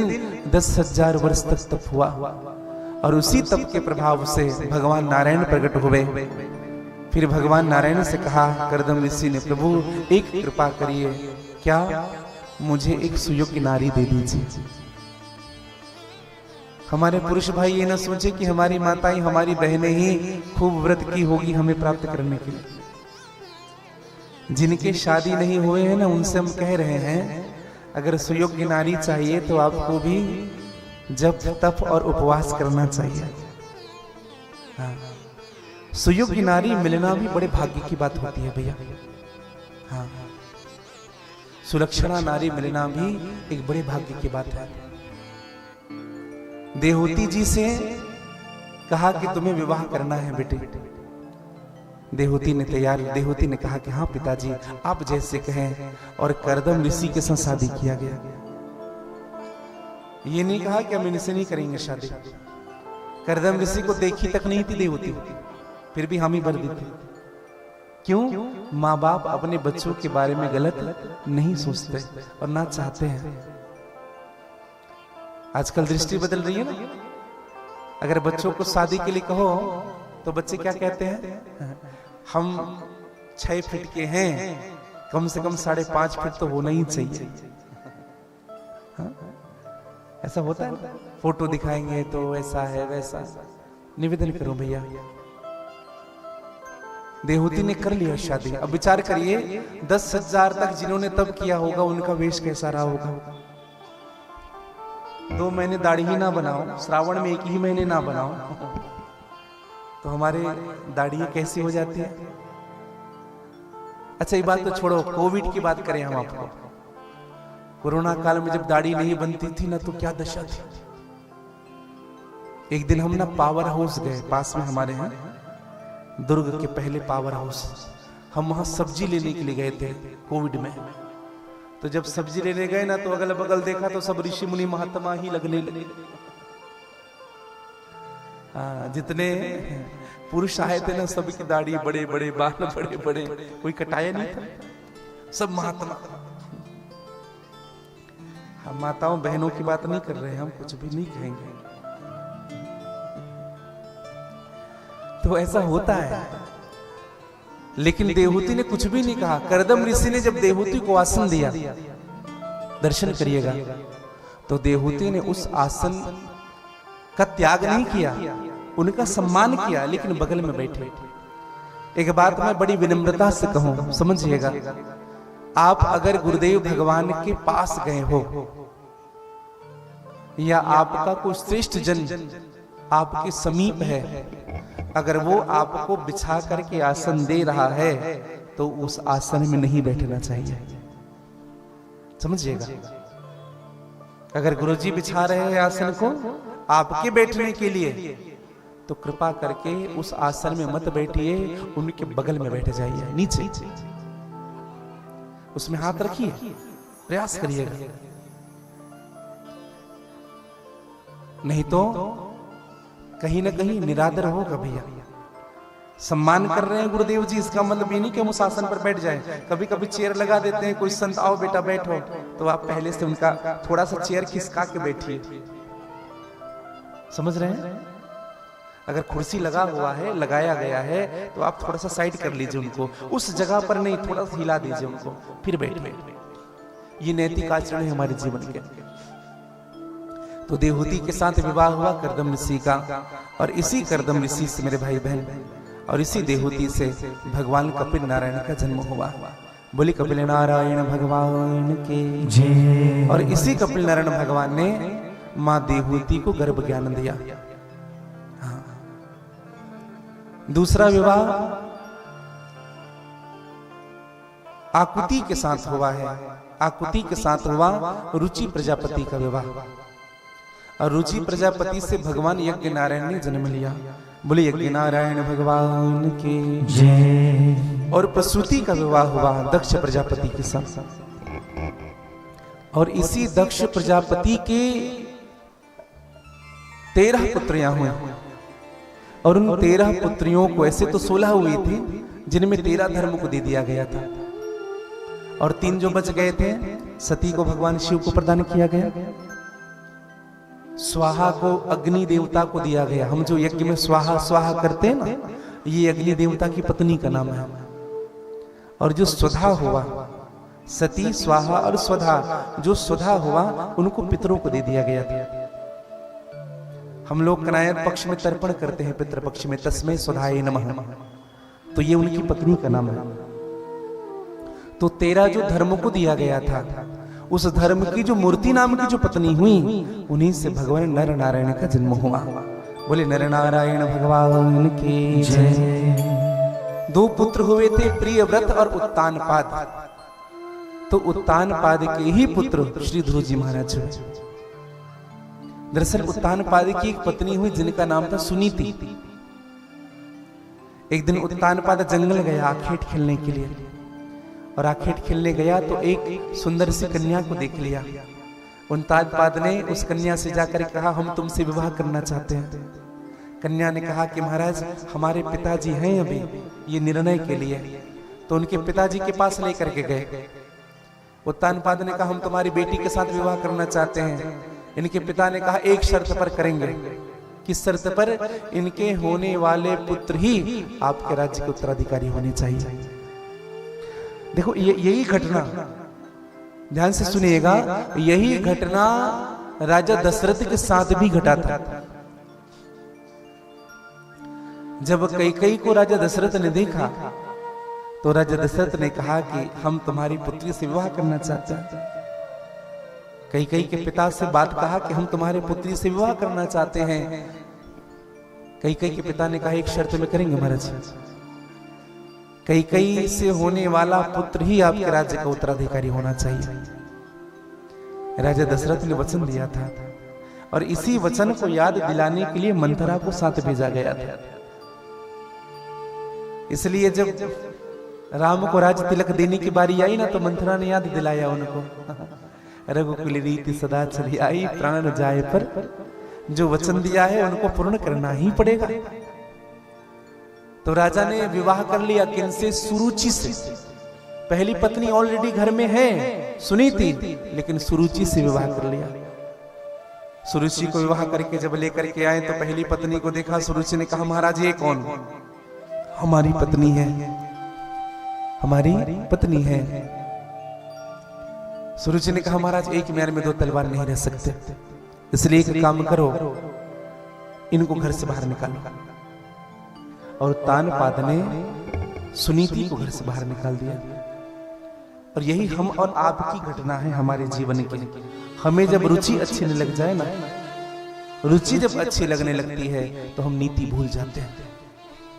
और उस समय घर से बाहर निकाला गया था जिस समय सुनीति गर्भवती थी। सुनीति ने एक पुत्र को जन्म दिया है। पर्णकुटी में रहने लगी सुनीति, एक पुत्र को जन्म दिया जिनका नाम हुआ ध्रुव। जब ध्रुव 4 साल का हुआ ना, जो संस्कार देते गए ध्रुव को, समझिएगा भैया, माँ बाप ही ऐसे हैं जो अपने बच्चों को संस्कार दे सकते हैं। वो माता शत्रु है, पिता बैरी है, जिन्होंने अपने बच्चे को संस्कार नहीं दिया है। मेरी एक प्रार्थना है आप सबसे, आप ना अपने बच्चों को मत सिखाइए हनुमान चालीसा याद करो। आप भले ही मत सिखाओ कि गायत्री मंत्र याद करो, बस एक काम सिखाना मेरे भाई बहन, सुबह उठ करके ना बेटा अपने बड़ों का प्रणाम करना प्रारंभ करना। एक नियम आप सिखाइए अपने बच्चों को। कुछ मत करो, मत पढ़ो हनुमान चालीसा, मत पढ़ो गायत्री, भले ही कुछ ना पढ़े, लेकिन बच्चे अपने से बड़ों का प्रणाम करना सीख जाए। और मैं सत्य कहूं, एक संस्कार अगर उनके जीवन में आ गया ना, बड़ों को अभिवादन करना अगर बच्चा सीख गया, तो उस बच्चे को और कुछ सिखाने की जरूरत नहीं पड़ेगी, वो बच्चा खुद ब खुद सीखता चलेगा। अपने बच्चे को कार मत दीजिएगा, संस्कार दीजिएगा। हाँ, मैं एक और बात कहूं आपको, हम अपने बच्चों की जूते पहनाने के लिए नौकर रखते हैं। बच्चा व्यवस्थित क्यों नहीं हो पाता? माता पिता के कारण नहीं हो पाता। क्यों बताएं आपको? मैं तो कहूं अपने बच्चे को आज से एक नियम बताइएगा, आज से एक नियम सिखाइएगा। जब बच्चा सो करके उठे ना, बस बच्चे को इतना ही कहना, बेटा जिस बिस्तर को ओढ़ करके आप सोए थे, जिस कंबल को ओढ़ करके सोए थे, उनको कम से कम फोल्ड कर दो। ये जरूर सिखाना। हाँ, बच्चा अगर योग्य है बिल्कुल सिखाइए। अगर आप उस कार्य को कर रहे हो तो बच्चे को हाथ लगाने बोलिए। छोटा सा मैनेजमेंट है हमारे जीवन का, छोटा सा, और यही मैनेजमेंट उनके जीवन के लिए बहुत बड़ा बन जाता है। जूता अच्छे स्थानों पर रखने, बताइए ये बेटा ये जूते का स्थान है, यही रखना है इनको। हाँ, और ज्यादा प्रायोरिटी मत देना अपने बच्चों को। गलत को गलत कहने का स्वभाव रखिएगा मेरे भाई बहन, नहीं तो आगे चल करके आप ही बच्चों के उस संस्कार के बिगड़ने के कारण बन जाओगे। ध्रुव जी महाराज को खूब बढ़िया संस्कार दिया। एक दिन नारद जी ने कहा, देवी तुम्हारा बच्चा बड़ा सन्मार्गी है, मांग लो क्या चाहते हो। सुनीति ने क्या मांगा? कहा महाराज मेरे तो संतान है, लेकिन सुरुचि के संतान नहीं है। देखो, जिस स्त्री के कारण उनको घर से बाहर निकाल दिया गया है, आज मंगल कामना भी कर रही है, तुन्ही की कर रही है। यही भक्त के लक्षण होते हैं भैया। और भगवान की ऐसी कृपा हुई कि सुरुचि के भी संतान हो गए, जिनका नाम हुआ उत्तम। अब एक दर्शन करिएगा यहाँ पे। एक दिन ध्रुव जी महाराज 4 साल की उम्र में अपने पिता के पास गए।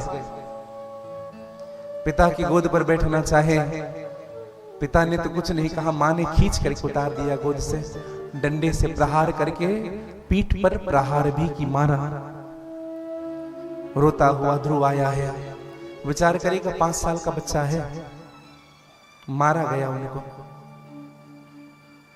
रोता हुआ ध्रुव आया, कहा कि मां मैं इनका बदला जरूर लूंगा। मां, छोटी मां ने मुझ पर प्रहार किया, मुझे मारा है, मैं इनका बदला जरूर लूंगा। आज की मां होती तो चल तुम्हें उनका मजा बताती हूं, चल तुरंत चली जाती बच्चे को लेकर के। लेकिन ध्रुव जी महाराज की मां ने ऐसा नहीं किया, कहा कि बेटा किसी का अमंगल सोचना भी अपराध है। हाँ, अब दर्शन करिएगा, सुरुचि और सुनीति राशि एक है, लेकिन स्वभाव अलग अलग है। अच्छा, रावण की भी राशि एक है और राम जी की भी राशि एक ही थी, लेकिन स्वभाव अलग अलग थे।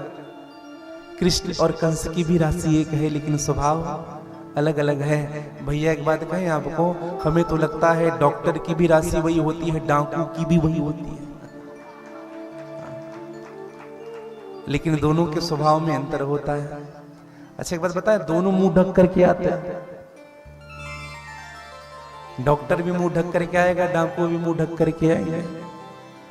अच्छा दोनों, डाकू बोल करके मारता है, डाकू बिना बोले मारता है, और डॉक्टर बोल करके मारता। आप इसे साइन कर दो, हमारी कोई गारंटी नहीं।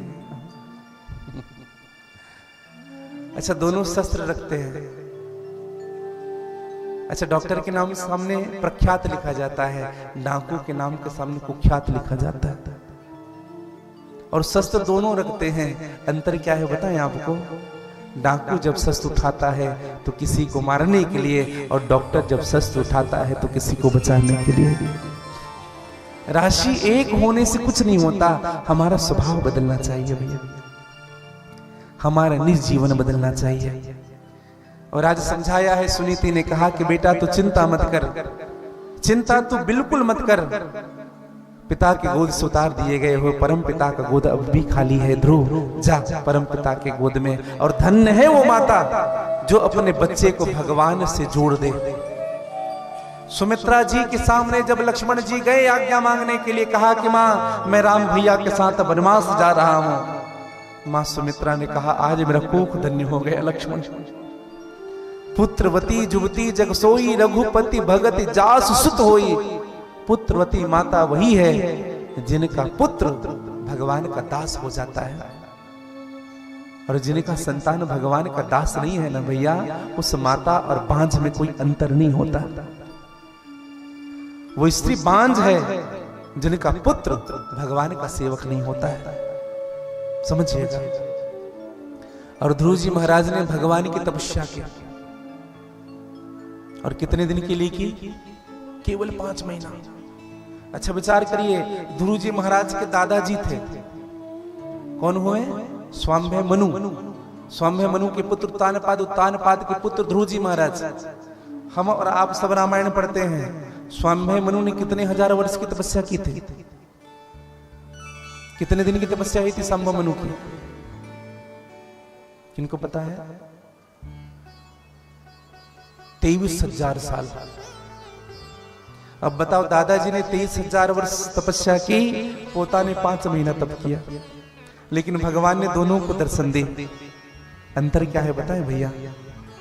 स्वाम्भय मनु को अपने पुरुषार्थ पर भरोसा था कि मैं भगवान को प्राप्त कर लूंगा। स्वाम्भय मनु को अपने पुरुषार्थ पर भरोसा था कि मैं तप करके भगवान को प्राप्त कर लूंगा, लेकिन ध्रुव जी महाराज को अपने पुरुषार्थ पर नहीं, भगवान की कृपा पर भरोसा था कि भगवान आएंगे। अपने पुरुषार्थ पर अगर भरोसा होगा तो आपको भगवान तक पहुंचने में विलंब होगा ही होगा, लेकिन अगर भगवान की कृपा पर भरोसा होगी तो भगवान आपको बहुत जल्दी मिल जाएंगे भैया। 5 महीने में ध्रुव जी महाराज को प्राप्त किए भगवान ने आशीर्वाद दिए ध्रुव जी को, और ध्रुव जी महाराज बड़े ज्ञानी हो गए। और जब ध्रुव जी महाराज भगवान को प्राप्त करके आए ना, घटना बताऊं मैं आपको, तो सबसे पहले अपनी मां सुनीति के पास नहीं गए, सुरुचि के पास गए, क्योंकि अगर सुरुचि मैया डंडे से नहीं मारती ना तो फिर ध्रुव नहीं बन पाता। अच्छा, 2 प्रकार के ग्लास होते हैं। एक ग्लास वो होता है जो एक पत्थर मारो फूट जाता है, और एक ग्लास वो होता है जिनमें गोली मारो तो भी छेद नहीं कर पाता वो गोली। टफन ग्लास जो आप होता है ना, एक ग्लास बनता है बुलेट प्रूफ, जिनको कहते हैं बुलेट प्रूफ जो ग्लास बनता है, वो ग्लास कैसे बनता है बताएं आपको? ठंडा गरम, ठंडा गरम, ठंडा गरम। कई बार ठंडा होता है, कई बार गर्म होता है, कई बार ठंडा किया जाता है, कई बार गर्म। जल्दी नहीं होता, उनका एक प्रोसेस होता है। हजारों बार ठंडा किया जाता है, हजारों बार गर्म किया जाता है। इसका मतलब समझिएगा, आप और हम निखरेंगे कब? हमारा जीवन कब निखरता है? जब जीवन में सुख आता है, फिर दुख आएगा, फिर सुख आएगा, फिर दुख आएगा, लाभ आएगी, हानि आएगी, यश आएगा, अपयश आएगा। ये निरंतर जीवन में बना रहेगा और यही एक दिन आपको निखार करके समाज में ला देगा भैया। मुश्किलें दिल के इरादे को आजमाती है, स्वप्न के पर्दे निगाहों से हट जाती है। हिम्मत न हारना कभी जीवन के दौर में, क्योंकि ठोकरें इंसान को चलना सिखाती है। जब जब ठोकर मिला है तब तक व्यक्ति चलना सीखा है। दर्शन करिएगा।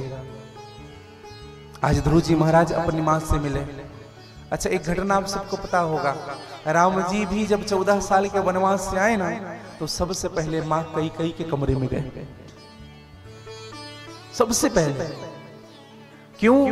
भगवान राम जी सीधे कैकेयी के कमरे में। यहां मानस में गोस्वामी जी ने लिखा है, प्रभु जानी कैकेयी लजानी प्रथम तासुग्रह गए भवानी। क्यों गए थे भैया? लोगों ने कहा महाराज फिर से वहीं जा रहे हो, वहीं से उतर, वहीं से निकल के तो 14 साल के वनवास को गए, फिर से उन्हीं के कमरे में। राम जी ने कहा कौन जानता है मेरे मां कैकेयी के बारे में?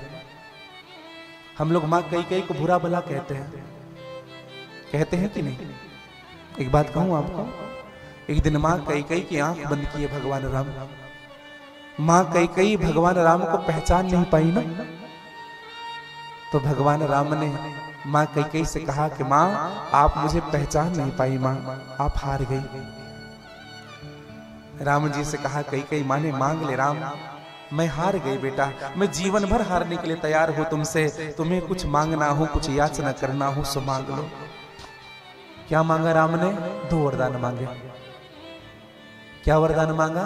मां जब मेरे पिताजी मुझको अयोध्या का राज्य देने लगे ना मां, तो मुझे वो राज्य मत देना मां। मेरे पिताजी से कहना मां, वचन ले लेना कि मेरे छोटे भाई भरत को राज्य मिलना चाहिए। और दूसरा वरदान क्या मांगा? जब मेरे भाई को राज्य मिल जाए ना मां, तो मुझे 14 साल के लिए वनवास दे देना मां। ये आप ही कर सकती हैं, क्योंकि आपसे ही पिताजी बहुत प्रेम करते हैं। आप मांगोगे तो ना नहीं कहेंगे, और वचन मांगना उनसे। मां कैकेयी स्तब्ध हो गई। मां कैकेयी ने कहा कि राम, इस वचन को मांगने के बाद पता है बेटा मेरी स्थिति क्या होगी? अरे मेरी स्थिति तो छोड़ो राम, तुम्हारे पिताजी संसार में नहीं रहेंगे, संसार छोड़कर चले जाएंगे राम। और ऐसा भी होगा राम, पूरी दुनिया में सबसे कलंकनी नारी के रूप में मैं जानी जाऊंगी। कोई अपने बेटी का नाम कैकेयी नहीं रखेगा राम।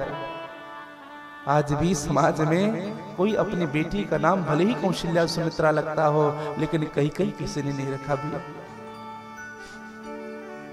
लेकिन राम, अगर मेरे मिटने से तुम बन जाते हो तो मैं 100 बार मिटने के लिए तैयार हूं राम। अब दर्शन करिएगा भैया, हम इस स्थान पर बैठ करके, व्यासपीठ पर बैठ करके अपनी मां कैकेयी की कितनी बुराई करते हैं। किसने अधिकार दिया आपको मां कैकेयी के विषय में ये इन सब बातों को बोलने की?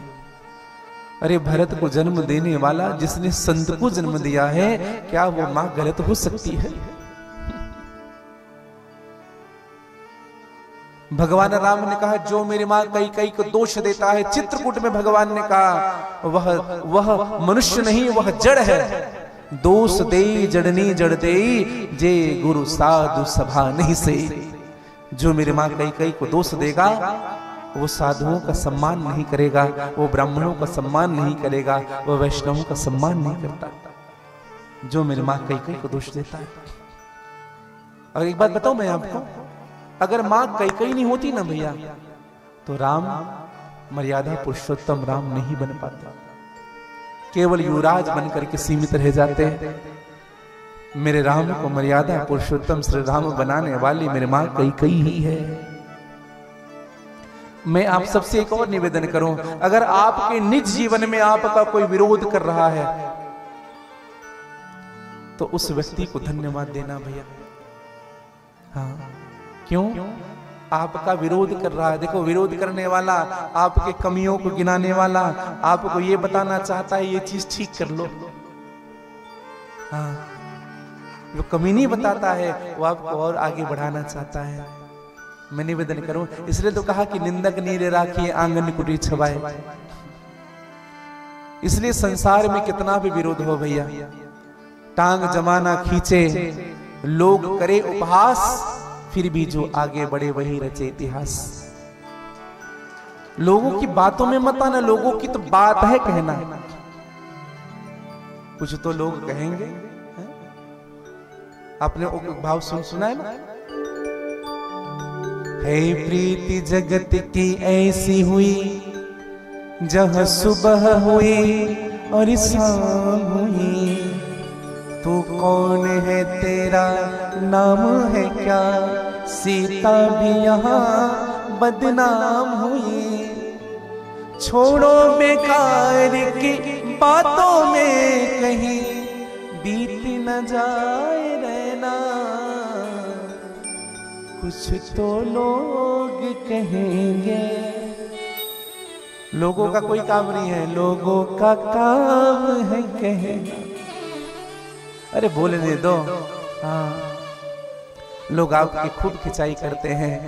एक बात कहूं आपको, जिस दिन कोई आपकी बुराई करता है ना, जिस दिन वो आपकी कमियां देखता है, आपकी बुराई करता है, आपसे जलने लगता है, जिस दिन जलने कोई लग रहा है, उस दिन ठाकुर जी के सामने एक और दीपक जलाना कि प्रभु कम से कम आपने मुझे इस लायक तो बनाया कि लोग मुझसे जलते तो हैं।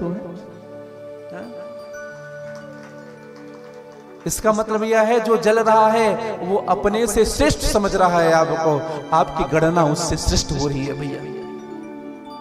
इसलिए छोड़िए, और जीवन तभी संवरता है जब जीवन में दुख आता है।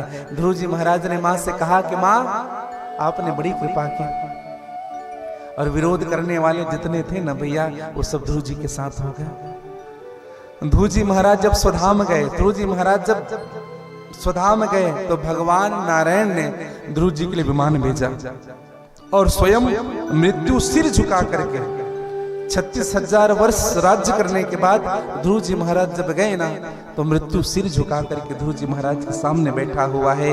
एक शरण ध्रुव जी महाराज मृत्यु के सिर पर रखे हैं, एक शरण उस विमान पर रखे हैं। और विमान में कौन बैठे हैं भैया? मेरी मां सुनीति। देखो भैया, स्वर्ग ऊपर नहीं है, स्वर्ग यही है। जिसका बेटा माता पिता को सुख देता है ना, उस माँ बाप के लिए यही दुनिया स्वर्ग है।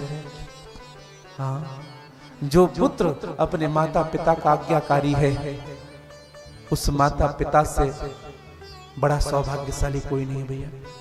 और एक बात आप सबसे कहूं, अगर घर में हमारी बात को कोई सुन रहा है ना, कोई मान रहा है आपकी बात, तो आपसे बड़ा भाग्यशाली कोई नहीं उस दुनिया में।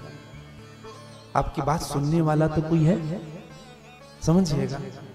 और ध्रुव जी महाराज उत्तर दिशा में जाकर के विराजित हो गए। अब एक बात समझिएगा, ध्रुव जी महाराज कैसे हैं?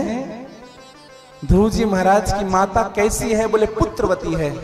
पुत्रवती जुबती जग सोई, रघुपति भगति जासु सुत होई। रामचरितमानस कहता है, बरवै रामायण कहता है, धन्य धन्य माता पिता धन्य पुत्र वर जोई, जो तुलसी राम ही भजे जैसे कैसे होई। और भागवत भी इसी बात को कहता है, कुलम पवित्रम जननी कृतार्थ वसुंधरा पुण्यवती चतेन।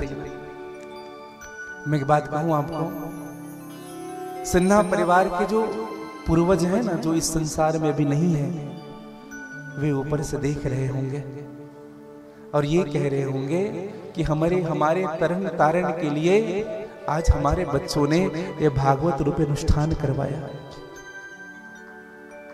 उनको प्रसन्नता हो रही होगी मेरे भाई बहन। जब हम अच्छा कार्य करते हैं ना भैया, तो हमारे माता पिता, हमारे पितरों को बड़ी प्रसन्नता होती है। और इसीलिए भागवत जी में कहा भी है, कुलम पवित्रम जननी कृतार्थ। वो कुल पवित्र हो जाता है, उस जननी का कोख धन्य हो जाता है, जहां एक भी भगवान का भगत जन्म लेता है। वसुंधरा पुण्यवती चतेन, यह वसुंधरा धन्य हो जाती है जहां भगवान का भक्त जन्म लेता है। और इतना ही नहीं, स्वर्ग स्थित पितरों भी धन्य है। स्वर्ग में स्थित पितर भी अपने आप को धन्य मनाते हैं कि हमारे परिवार कुल में ऐसे पुत्र हुए जो हमारा कल्याण करना चाहते हैं। ये शाम गृहे वैष्णव नाम धेय, एक भी वैष्णव जन अगर आपके परिवार आपके कुल में अगर भगत हो गया है भैया, तो समझिएगा वह पूरे कुल का नाम रोशन करेगा। जिस प्रकार से एक ही चंदन का जो पुष्प होता है ना, पूरे वन को सुगंधित कर देता है, उसी प्रकार से एक भी अगर सुपुत्र भगवान का भगत हो जाए, नैतिक आचरणों से पूरित हो जाए, तो पूरा वंश का नाम रोशन हो जाता है। और यही ध्रुव जी महाराज की कथा से हमको सीख मिलती है। एक मेरी प्रार्थना है आप सबसे, यहाँ जितने भी बैठे हुए हैं, सुबह उठ करके प्रतिदिन अपने माता पिता का प्रणाम कौन कौन करता है? सीधे हाथ ऊपर करिएगा ऐसे। कैमरे में बैठो बेटा, एक यहां पर हो, सीधे हाथ ऊपर करेंगे। जो सुबह उठ करके अपने माता पिता का प्रणाम करते हैं, जो अपने बड़े भाई का प्रणाम करते हैं, जो अपनी बड़ी बहन का प्रणाम करते हैं, उठा करके रखिए। जो करते हैं उठा करके रखिए। जो अपने पति का प्रणाम करते हैं, जय जय। आज की कथा से ना मैं आप सबको यही दक्षिणा मांगना चाहूंगा कि आज से ही ना प्रारंभ कर दीजिएगा। सुबह उठ करके अपने से बड़ों का प्रणाम करना प्रारंभ करिएगा। आज ध्रुव की कथा से मुझे आप सब यही दक्षिणा देते जाइएगा कि हम सुबह उठेंगे, सबसे अपने माता पिता का प्रणाम करेंगे, अपने बड़े भाई का प्रणाम करेंगे। मैं एक बात कहूं, आपका एक प्रणाम ना आपके जीवन का परिणाम बदल सकता है। एक सच्ची घटना बताऊं मैं आपको, मेरे साथ घटी हुई घटना। सासू माँ और उनकी बहू रहती है।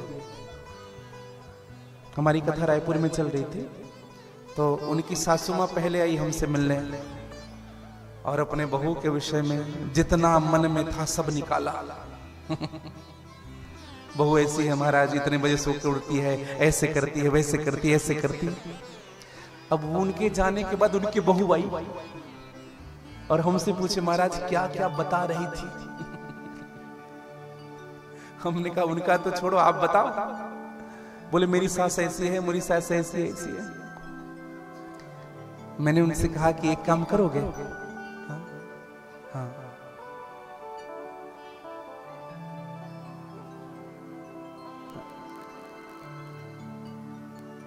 हमने उनसे कहा एक काम करोगे क्या? आप कुछ मत करना बेटी। तो उसने कहा कि हम कुछ नहीं करते महाराज, हम तो उनसे बात तक नहीं करते। कितने दिन हो गया? 2 महीना हो गया। मैं एक बात कहूं आप सबसे, घर में कैसी भी लड़ाई हो, कैसी भी झगड़ा हो, कैसा भी अनबन हो, मेरे भाई बहन बात करना मत छोड़ना। कभी बात करना मत छोड़ना। अगर परिवार में थोड़ी बहुत बात होती भी है ना, बात करना बंद मत करिएगा। अगर आप बात करना बंद कर दोगे ना, तो एक स्थिति ऐसी आएगी कि आपके बिना रहने की आदत हो जाएगी उस व्यक्ति की। बात करना बंद मत करिएगा। बात कर रहे हो तो वहां समस्या का समाधान निकल सकता है, आप बात करोगे तो। और मैं तो एक बात कहूं, अगर सामने वाले की गलती है, आपकी गलती नहीं है, सामने वाला संकोच से आपसे बात नहीं कर पा रहा है, तो प्रयास करिएगा आप स्वयं जा करके पहले उनसे बात करिए। हाँ, संबंधों को बचाने के लिए ना भैया झुकना पड़ेगा। और मैं एक बात कहूं आपको, जीवन में अगर किसी को सुख देना है तो सबसे पहले अपने सुख का त्याग आपको करना पड़ेगा। परिवार में, समाज में अगर किसी को सुख आपको प्रदान करना होगा तो सबसे पहले अपना सुख छोड़ना पड़ेगा, तब आप परिवार के सुख का ध्यान रख सकते हो। हाँ। तो कभी बात नहीं करती थी। मैंने उस बेटी से कहा कि बेटी एक काम करना, कुछ मत बात मत करना, प्रतिदिन ना प्रणाम करना। बस सुबह उठना और सासू माँ का प्रणाम करना, कुछ मत बोलना, प्रणाम करके राधे राधे बोलना और कुछ मत बोलना। सत्य कहूं, ये नियम बन गया उनका। 4-5 दिन हुए थे प्रणाम करते करते, और 4-5 दिन में दशा ऐसी हो गई भैया कि 6वें दिन जब उसके बहू ने प्रणाम किया ना, तो उसकी सासू माँ ने पहले से हाथ जोड़ कर कहा, बेटी मुझे माफ कर दे। कुछ नहीं कहा, वाणी से, आप कुछ मत करिए, प्रणाम करिए। आपके प्रति अगर मन में कोई कटुता भी किसी की होगी ना, वह भी समाप्त हो जाएगा भैया। बहुत बड़ी शक्ति होती है ये। और मैं तो कहूं परिवार में वंदन करने का स्वभाव रखिए अपने से बड़ों का। तो आप सब प्रणाम जो कर रहे हैं, जिनके हाथ उठे थे, आज आप सबसे भी मैं चाहूंगा जितने जिनके नहीं उठे थे वो आज से प्रणाम करना प्रारंभ करिएगा। यही ध्रुव जी महाराज की कथा से आज आप और हम सब सीख लेकर के जाएंगे। कौन कौन प्रारंभ करेंगे आज से? कौन कौन करेंगे? ऐसे ऐसे उठाइए आप लोग।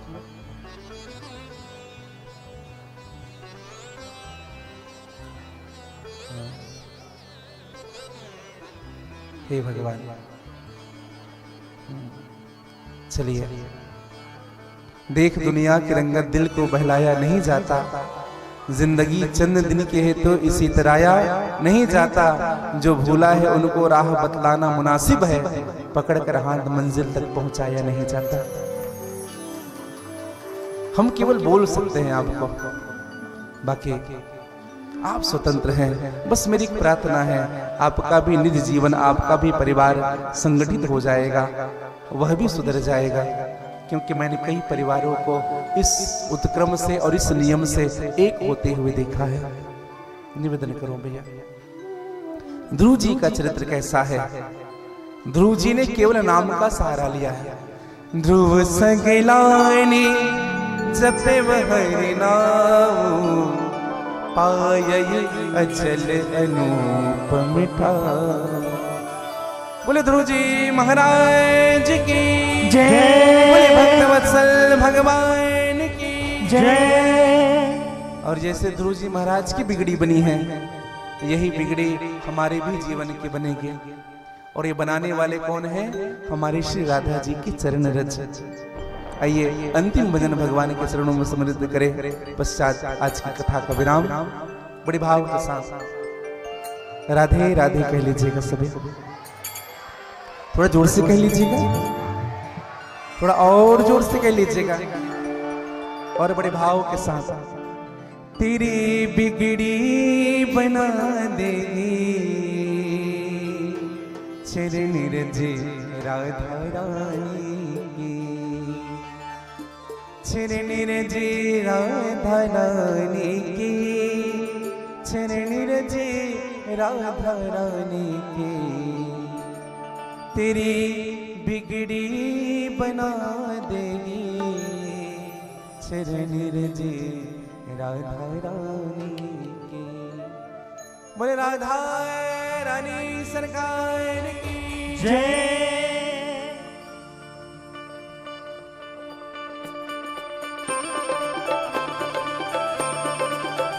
गा लीजिए।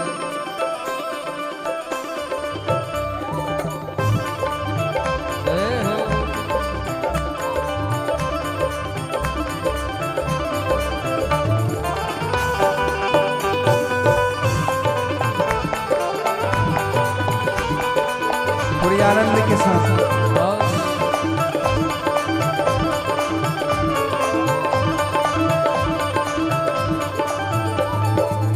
ओ तेरी बिगड़ी बना देगी, तेरी बिगड़ी बना देगी, तेरी बिगड़ी बना देगी, तेरी बिगड़ी बना। गाइए बड़े भाव से।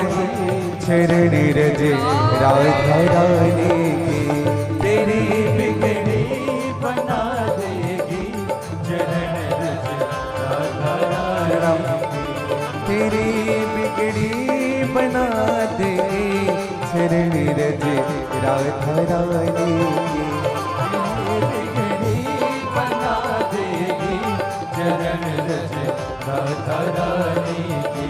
हो चरण रजे राधा रानी के, चरण रजे राधा रानी के, चरण रजे राधा रानी के, चरण रजे राधा रानी के। कल भगवान की कथा होगी, हमारी माताएं प्रयास करेंगे कल ऑरेंज साड़ी पहन करके आएंगे। और हमारे पुरुषजन ऑरेंज नहीं पहन के आए तो ऑरेंज का दुपट्टा लगाने की कोशिश करिएगा, भगवा रंग, क्योंकि कल राज तिलक हो गए। भगवान का राज तिलक उत्सव आप और हम सब मनाएंगे भगवान राम जी का। थोड़ी आनंद के साथ झूमते हुए गा लीजिएगा। तेरी बिगड़ी बना देगी, तेरी बिगड़ी बना देगी, चरण रज राधा रानी, तेरी बिगड़ी बना देगी, चरण रज राधा रानी।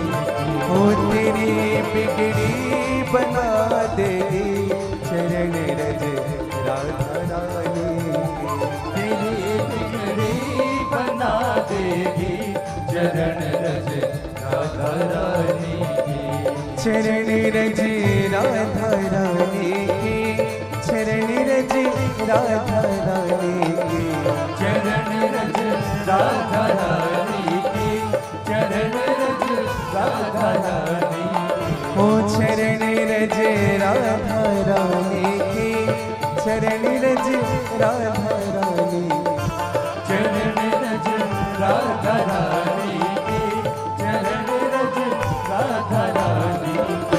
सोई किस्मत जगा देगी, सोई किस्मत जगा देगी, सोई किस्मत जगा देगी, जोई किस्मत गाइए तो हाथ सारे। चरण रज राधा रानी की, सोई किस्मत जगा देगी, चरण रज राधा रानी की, ओ सोई किस्मत जगा देगी, चरण रज राधा रानी की। जोई किस्मत जगा देगी, चरण रज राधा गाली जगह बड़ी आनंद और मस्ती से झूमते हुए जय हो।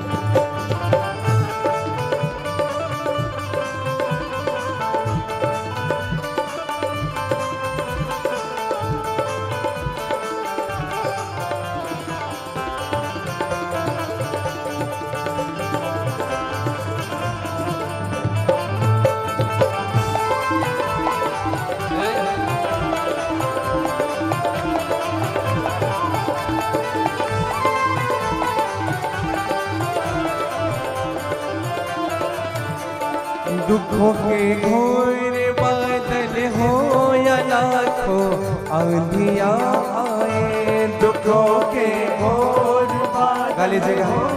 या लाखों आंधियां आए। देखो मेरे साथ गा लीजिए थोड़े झूमते हुए, कम से कम ताली बजाते हुए गा तो सकते हैं। और गाता कौन है बताएं आपको?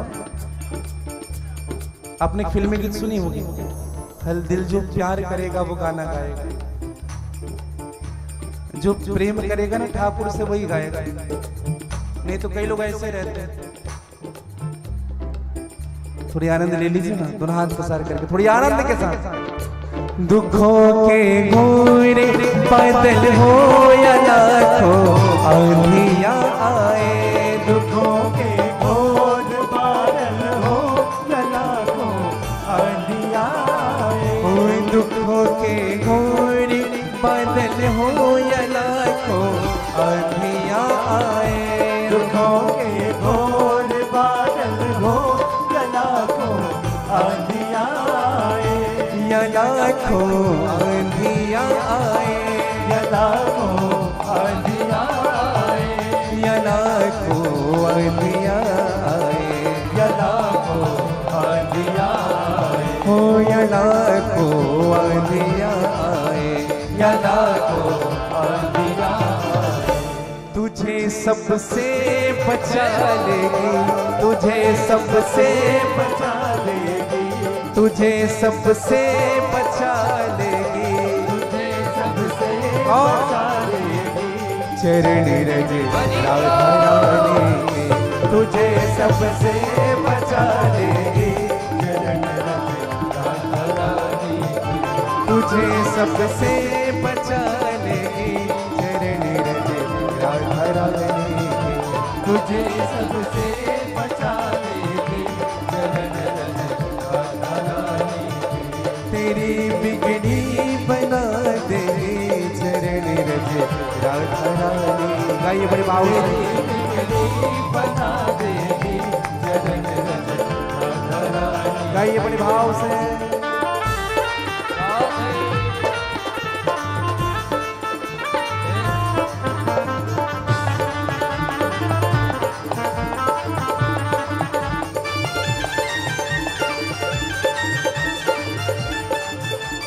एक बार कह लीजिए श्री राधे राधे।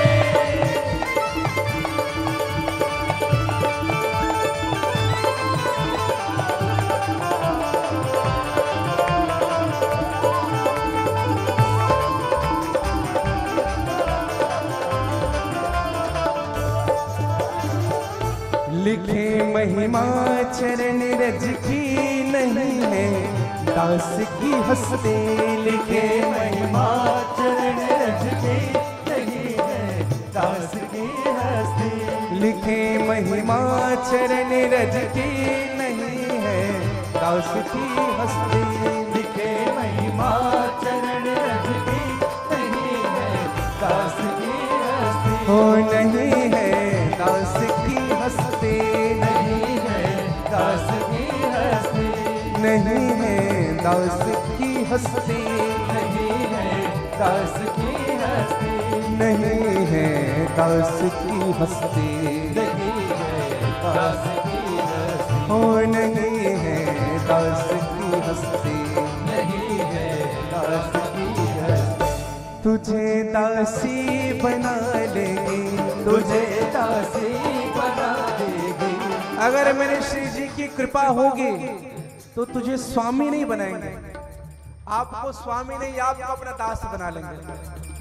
तुझे दासी बना लेगी। तुझे दासी बना देगी। तुझे दासी बना लेगी। तुझे दासी बना देगी। चरण रज राधा रानी की। तुझे दासी बना देगी चरण रज राधा रानी। तुझे दासी बना लेगी चरण रज राधा रानी की। तुझे दासी बना देगी चरण रज राधा रानी। तेरी बिगड़ी बना देगी चरण रज राधा रानी। तेरी बिगड़ी बना देगी चरण रज राधा रानी। गाइए बड़े भाव के साथ।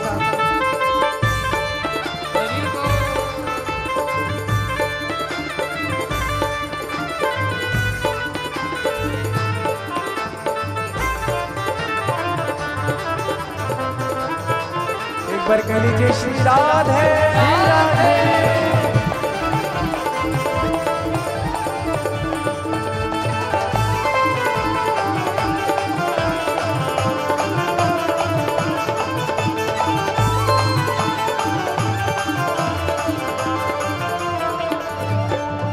ओ जय राधे राधे राधे श्री राधे राधे राधे। जय राधे राधे राधे श्री राधे राधे राधे। कम से कम हाथ तो खोलिए थोड़ी आनंद के साथ। दोनों हाथ पसारिए सर। थोड़ी आनंद के साथ गा लीजिएगा। जय राधे राधे राधे श्री राधे राधे राधे। जय राधे राधे राधे श्री राधे राधे राधे। जय राधे राधे राधे श्री राधे राधे राधे। जय राधे राधे राधे श्री राधे राधे राधे। जय राधे राधे राधे श्री राधे राधे राधे। जय राधे राधे राधे श्री राधे राधे राधे। जय राधे राधे राधे श्री राधे राधे राधे। जय राधे राधे राधे श्री राधे राधे राधे। जय राधे राधे राधे श्री राधे राधे राधे।